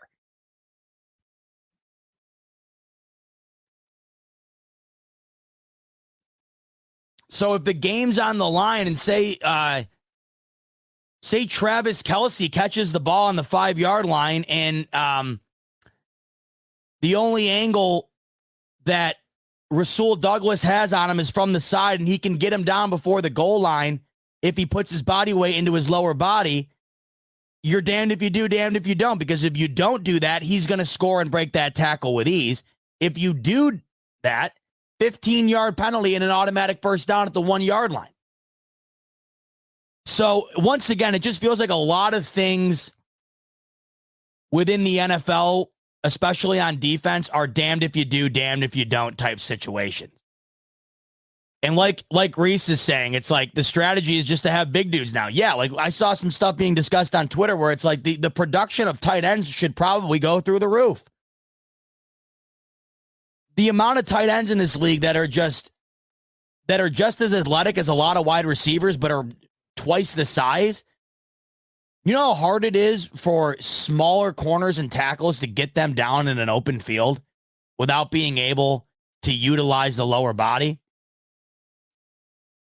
I'm all for making the game safer, and I'm all for getting rid of plays that don't make the game better and make it worse. Like I saw an example up here. Where the Bills fan's saying this very appropriately. He's saying the same motion as a horse collar. The horse collar, to me, something that makes the game worse. Nothing but bad things can come from a horse collar. If you're beat bad enough to where the only tackling opportunity you have is to grab a guy by the neck and pull him down backwards, that's on you. And that's going to do nothing but cause an injury. There's nothing positive that can come from that. Bills fan is saying it's the tackling motion that causes knee injuries. Agreed. I'm all for not swinging your body in and essentially using your lower body as a battering ram into the lower body of the player, right into his knee and blowing out his knee. That's what they're trying to get rid of. And like you said, exactly right. If it's appropriately called, it's a good thing. Does the NFL not ever go overboard, though? Is anything ever appropriately called? How often in the grand scheme of things, if you were to go and review every personal foul penalty throughout the duration of a football season, what do you think the percentage of the calls would be considered appropriately called? I couldn't tell you. But the fact that it's that uncertain is a problem. And now you're adding one more thing to it.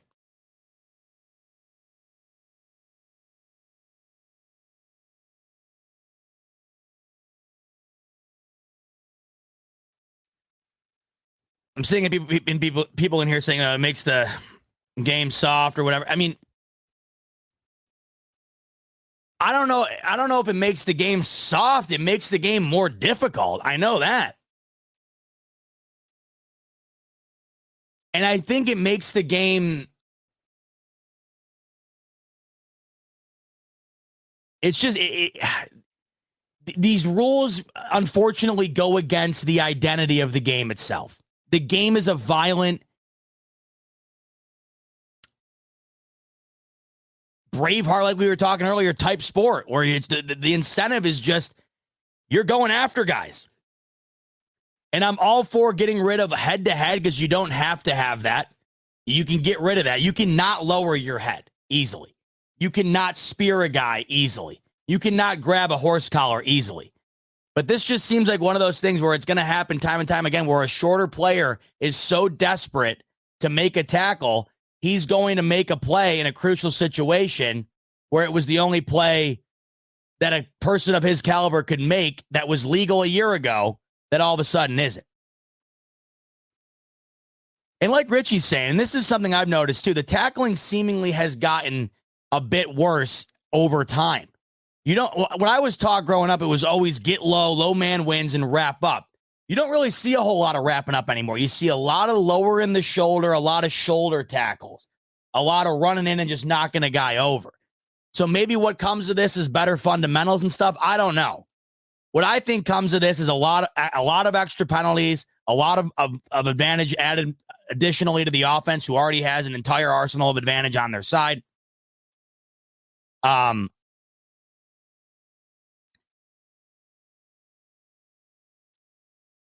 It's just going to be interesting to see. Like we read earlier up here. Who was it that said it? It was very, very well said.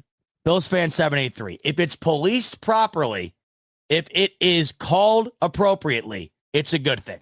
I couldn't agree more. Will it be? Based on what we have seen, my hopes aren't high. Jeff Kinger, the king, coming in with a fat super chat.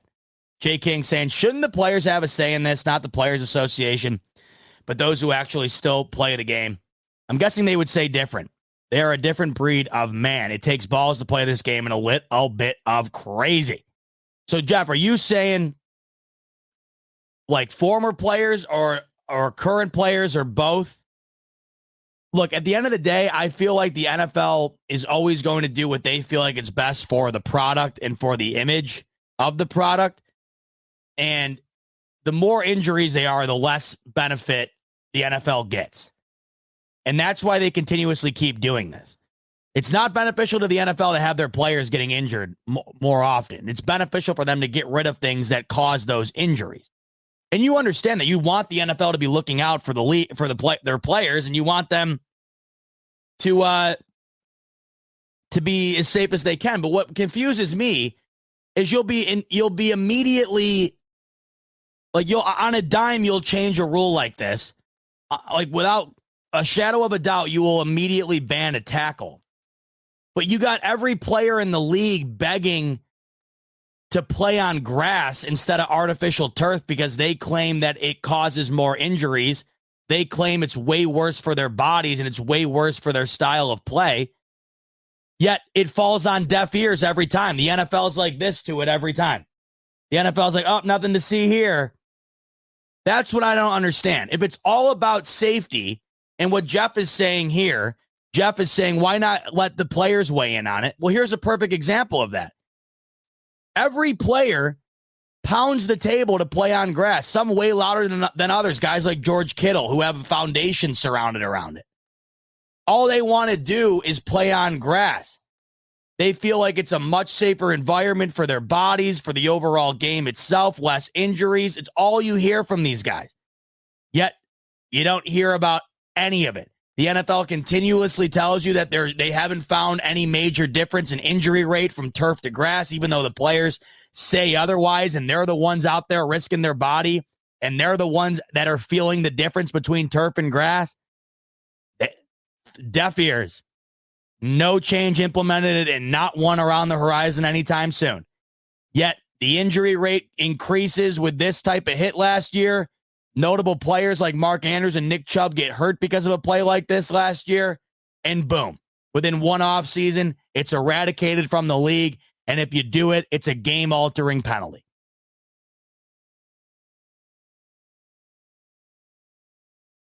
That's what's intriguing to me. It just feels like there's some things that have a blind eye turned to them and others that are immediately reacted upon. I don't know. I don't know how much further you can go with this. What's the next thing going to be? Because here's the odd thing.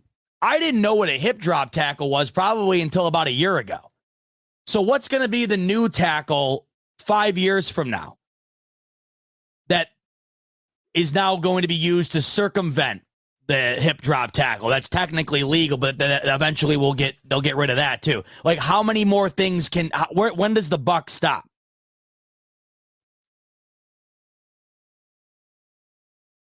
I don't know. Those are the couple of things I find interesting. Like, where is the line going to be drawn? And if it's really about safety, then why isn't the grass field thing taken more seriously when I hear about it all the time during the season from players and local reporters who report on those players' complaints?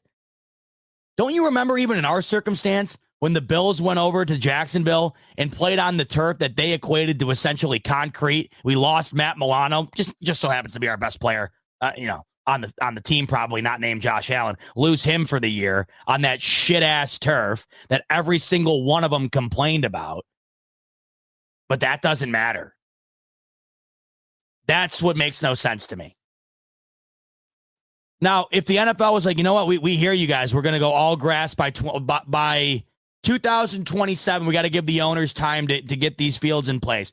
But by 2027, we're switching to all grass. If I heard that, then I'd be like, all right, you know what? I mean, these guys are just doing what they feel like they got to do. Unfortunately, I feel like the game's going to suffer a bit because of it, but they're safety first, apparently, and they're sticking to it. With stuff like this, it makes you wonder what the priorities are. And like Roy's saying, there's no money coming out of the pocket of the owner for banning a hip drop tackle. There's millions of dollars coming out of the pocket of the owner for putting in a grass field into their stadium. So I don't know. I wonder a couple of things I wonder. Where does the buck stop, if ever? And how impactful is this new rule going to be on games in the near future? You know damn well there's going to be a Monday that's going to roll around where hip drop tackle with 3 seconds left in game puts Chiefs on the 3-yard line to win it or whatever.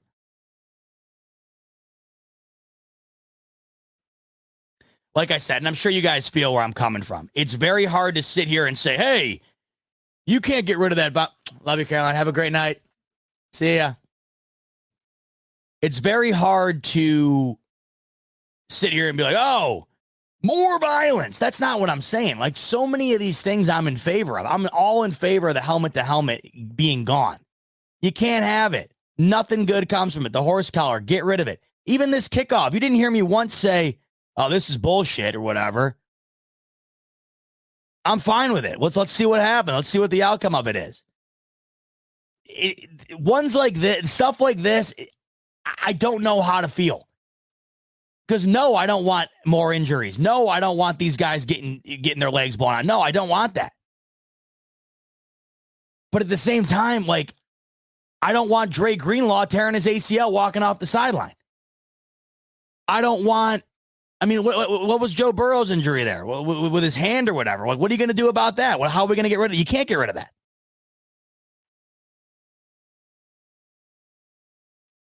But maybe Charles is right. It's overblown. We reacted this way about the horse collar. No one cares anymore. And look, that's what I'm open to. And that's like what the previous comment earlier said from Bills fan 23, was it?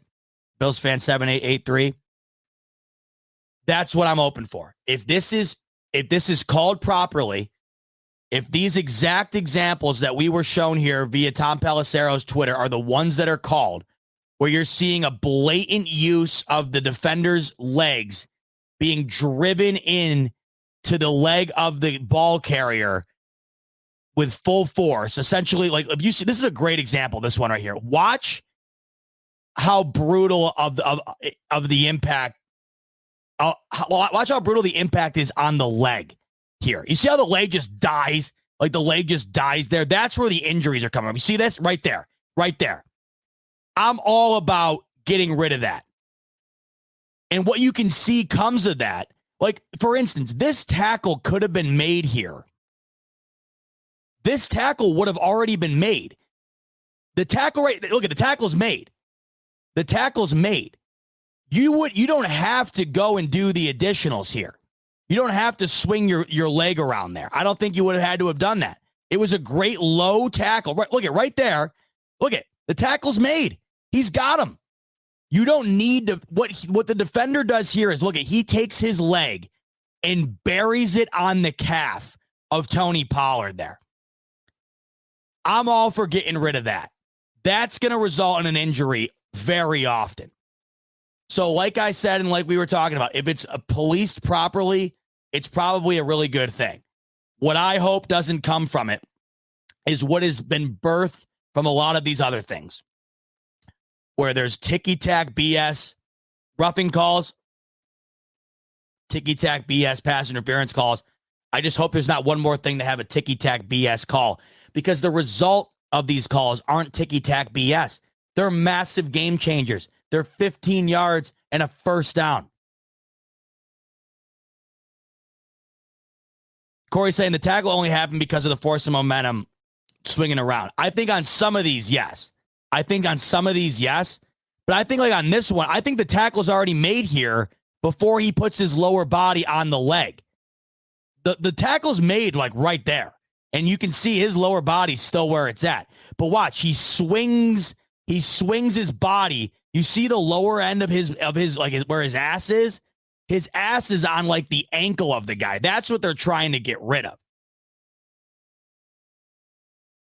But like you're saying, like we're talking about, I mean, I hear you. It is so ticky-tack. Like, it is so marginal between a penalty and not a penalty. That's why I feel like we're going to see a lot of non-penalties that are going to be called. So Reese is saying you should just be able to challenge ref calls if they're going to be bigger parts of the game. That's a very, very good point. The NFL does not want to have the teams given the ability to challenge the penalties, because we saw the result of that when they implemented the ability to challenge pass interference after that Rams-Saints game. Not a single pass interference was overturned. Not a single one. So the NFL just got rid of the ability to do it. But to that point, this is the next thing I wanted to talk about via Tom Pelissero once again. There are going to be some changes to these ticky-tack calls that I'm very excited about. This is one thing when it comes to the officiating that I'm awfully excited about, and I hope will also be able to be utilized with this hip drop situation. If they're able to have essentially a replay assistant, not a ref on the field that has to stop the game in real time, but if they're able to have a replay assistant up in the booth or somewhere in a remote location rewatching the play and able to determine whether or not it was a penalty in real time, that is going to be a major benefit to the game.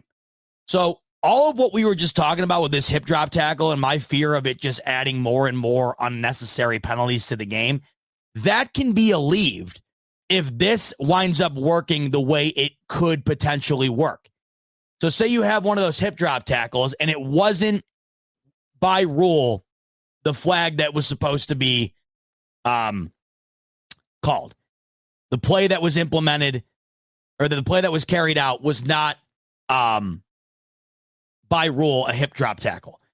There can be a replay assistant either up in the booth or at a remote location that can phone down to the head ref and say, hey, you guys got it wrong. That's not a call. And in real time, that guy can watch every angle of it, make a determination, phone down to the ref, and the ref in real time can say, correction, no flag on the play, second down. So here is what was announced at the owners' meeting. And I think this is a huge step towards getting rid of a lot of the BS in the sport that comes from unnecessary penalty calls. Tom Pelissero tweets, "This is big. NFL Competition Committee Chairman Rich McKay told me the replay assistant will now be permitted to correct certain types of incorrect calls for roughing the passer and intentional grounding. Must be purely objective. Either, for example, QB wasn't hit in the head, was out of pocket, etc. This is a good step forward. It's not everything, but it's a step forward. So say you get a roughing the passer call and it's total BS and you go back and watch and it's obviously not a call.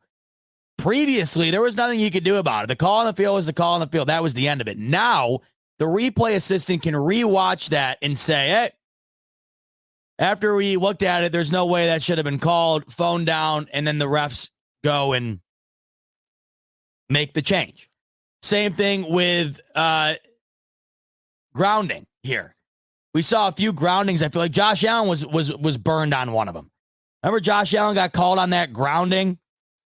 That was blatantly not a grounding call. Wasn't it against the Eagles? Yeah, it was against the Eagles late in that game. It should have been a freaking roughing the passer call, and he got called for grounding. Just last year, you weren't able to do anything about that if it was the incorrect call. Now the replay assistant has been given clearance to be able to correct the call, phone that down to the ref, and then have that implemented into the game. So that's a step forward. Now, you can only do that on, from what it looks like here, roughing the passer and intentional grounding as of right now. Tom would go on to say that the competition committee has long opposed challenges to penalty calls because it essentially substitutes one person's judgment for another's. This is much more narrow, but another step towards empowering the replay assistant to fix clear and obvious mistakes. And I think that is what's key here. If a play is so subjective that you can't tell whether it's a call or not, then going with the rule on the field is probably the best way to go, right? But if there's a call made that is such a shit call and there's nothing you can do about it, that's just unfair. That's the benefit of this. Because we see it far too often where there's just a call that should not have been called. Not that it was super close and you could argue whether or not it could have been called. I'm talking calls where you're like, dude, what did this guy see? This is what this new rule will be able to help with. These replay assistants will be able to just get rid of them. They'll be able to just get rid of these calls in real time. So I'm really excited about this and the future of this. I think it should be extended beyond just these two calls. They should be able to do this for everything. They should be able to do this right down to offsides. Like if they were able to in real time see that there was no way that was an offsides, if you can tell on the replay, why not utilize it the way you're utilizing it with all these other calls? And then pass interference to me is the big one too. Pass interference is such a game-altering penalty. Like it is such a massive penalty in this game. They have got to find a way to make sure it's 100% adequate. That would go a long way if they were able to implement this type of step with that as well. So that's one of the other things that was kind of a big to-do coming out of the league meetings. By the way, I forgot I had this clip. Back to the kickoffs real quick. The NFL legitimately adopted the new kickoff directly from the XFL. Like, there's no real difference. It is exactly the same. The XFL had this in place. NFL liked it. They're taking it on. So Adam Schefter actually tweeted out an example that you can see real here that I had favored it up so we could watch it. So if you haven't seen yet what exactly this is going to look like, this right here is exactly what the kickoff will look like. So you have the kicker up here. Now, I believe in the NFL, they're going to have the kicker at the 35. Yeah, the ball's at the 35. It looks like in the XFL, the ball's at the 30. But regardless, this is exactly what it looks like. So the kicker's by himself. He boots it. You have the kicking team lined up here. And then 5 yards apart, you have the returning team lined up here. You got your receiver back there. Nobody moves at all. So the ball has already been kicked, but nobody moves. Unlike the last iteration of the kick, the original kick, everybody moves as soon as the ball is booted.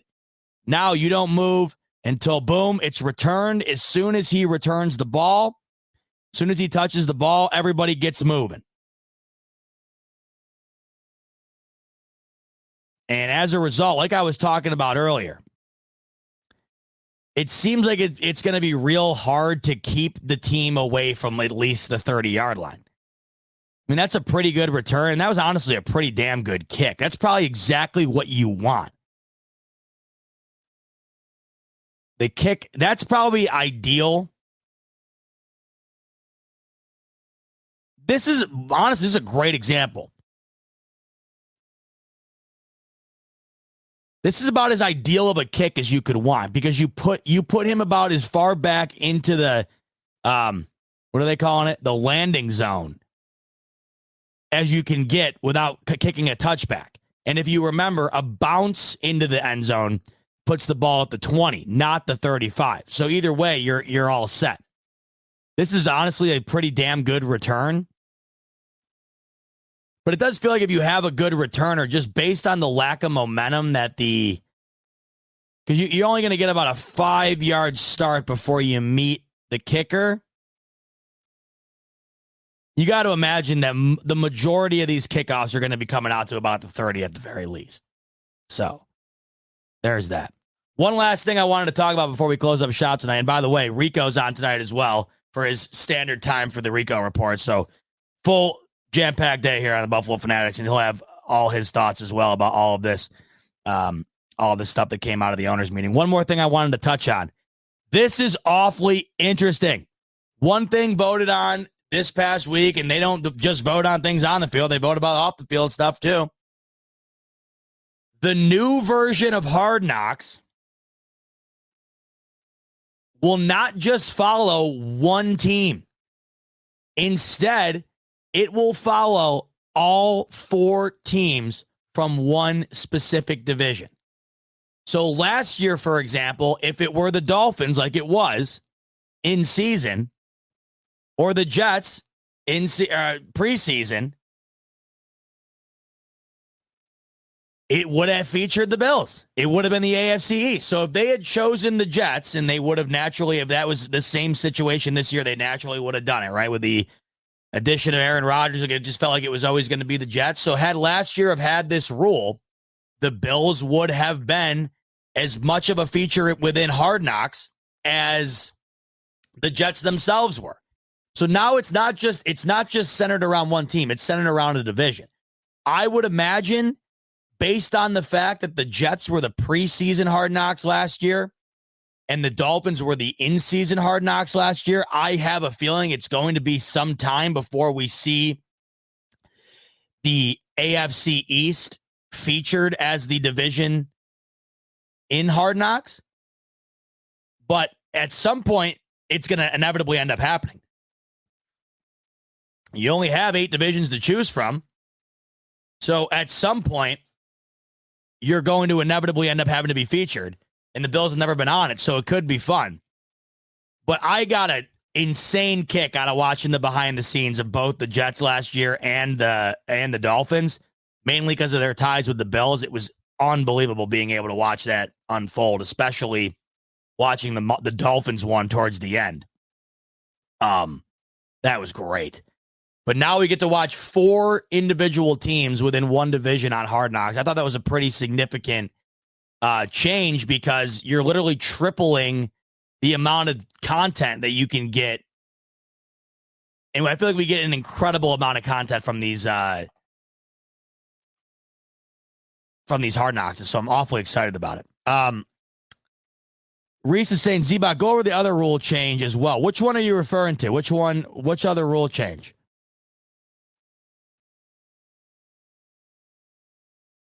I'm looking right now.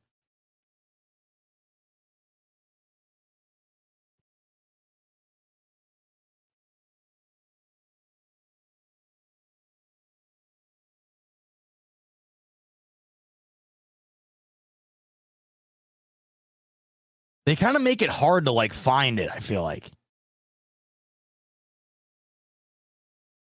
not easy to get a cut and dry, like a going to the football operations Twitter. The kickoff one's the one that's been everywhere. I mean, you can find everything about that anywhere you want.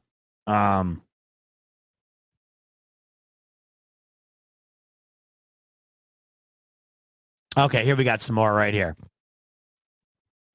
Reese is saying something would change a possession. Let's take a look and see what this is.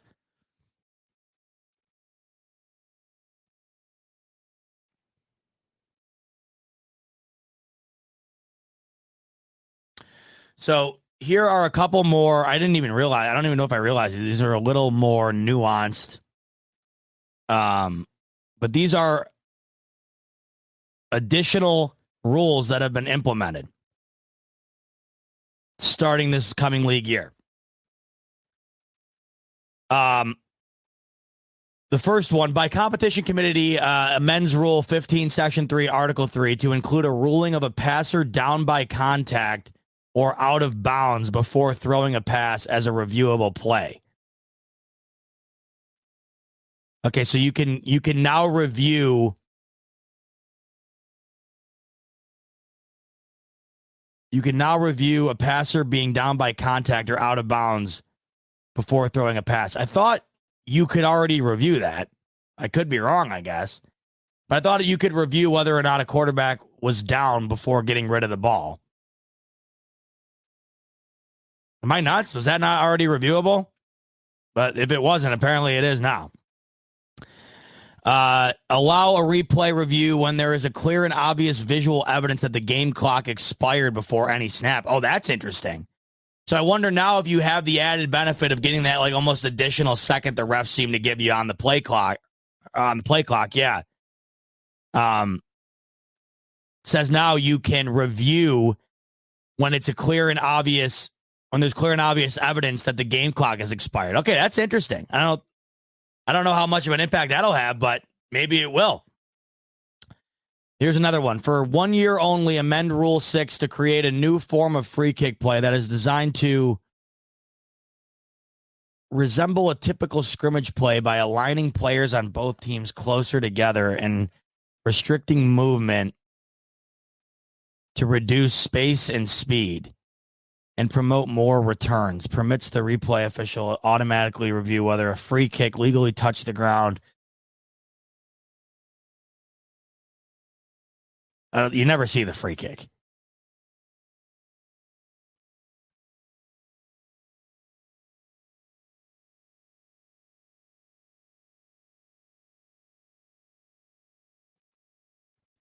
I don't know. None of these seem like new or very interesting to me, to be honest with you.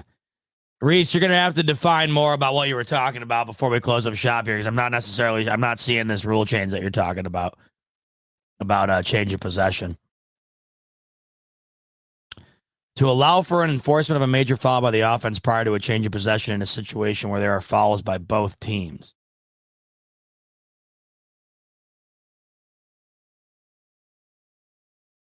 Oh, is that a thing? That's huge if so. So does that mean if one team gets called for like a holding and the other team gets called for a roughing the passer, the roughing the passer trumps the holding? To allow for an announce and to allow for an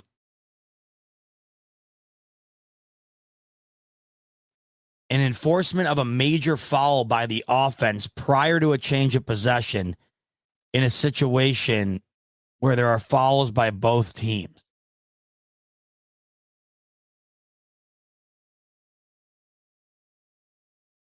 So it sounds like if the offense commits a foul and then turns the ball over, and there's another foul by the defense,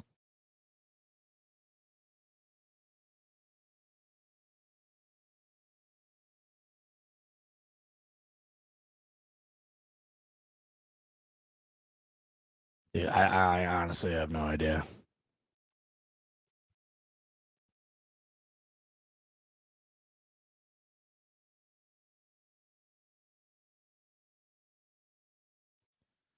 I think that's pretty much it, though. I haven't seen anything else major. The major ones were the kickoff and the hip drop tackle. But I also thought the ability to being able to review the Oh, so Reese, that was what you were talking about? Okay, yeah, I don't know exactly what that means. Something about 2 penalties and whatever. All I know is everything I've read about rule changes the last couple of days, nothing's really made an emphasis on that, so I wonder how big it really must be.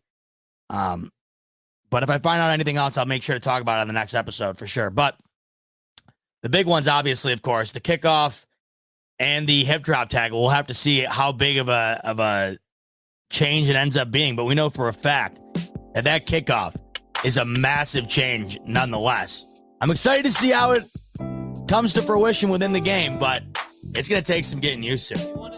I appreciate you guys joining me today on this Tuesday afternoon for a smoke break recap. All of the new changes that came out of the recent owner and coaches meetings, and they were big ones. They were big ones. The NFL is going to look a lot different than it has in the past, but who knows? Maybe it makes it a lot more fun and exciting. Only time will tell. I urge you to not make a full-blown opinion on it until we see it in the game and see what ends up coming from it. We got a ways away until we get there, but it'll be fun. And speaking of fun, we're less than a month away from the draft as well, folks. We're less than a month away. A month from yesterday, NFL draft. So things are coming around the corner. We get the changes, we get the free agency, the draft's coming up. We're moving along.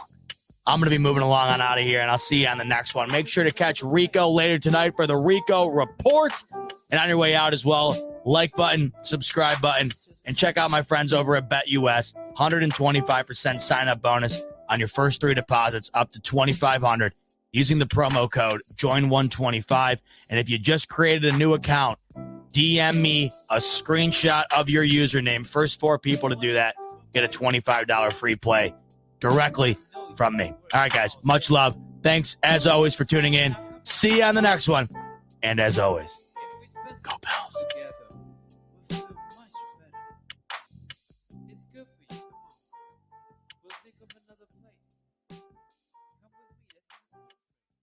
If you're a custodial supervisor at a local high school, you know that cleanliness is key, and that the best place to get cleaning supplies is from Grainger. Grainger helps you stay fully stocked on the products you trust, from paper towels and disinfectants to floor scrubbers. Plus, you can rely on Grainger for easy reordering, so you never run out of what you need. Call 1-800-GRAINGER, click Grainger.com, or just stop by. Grainger, for the ones who get it done.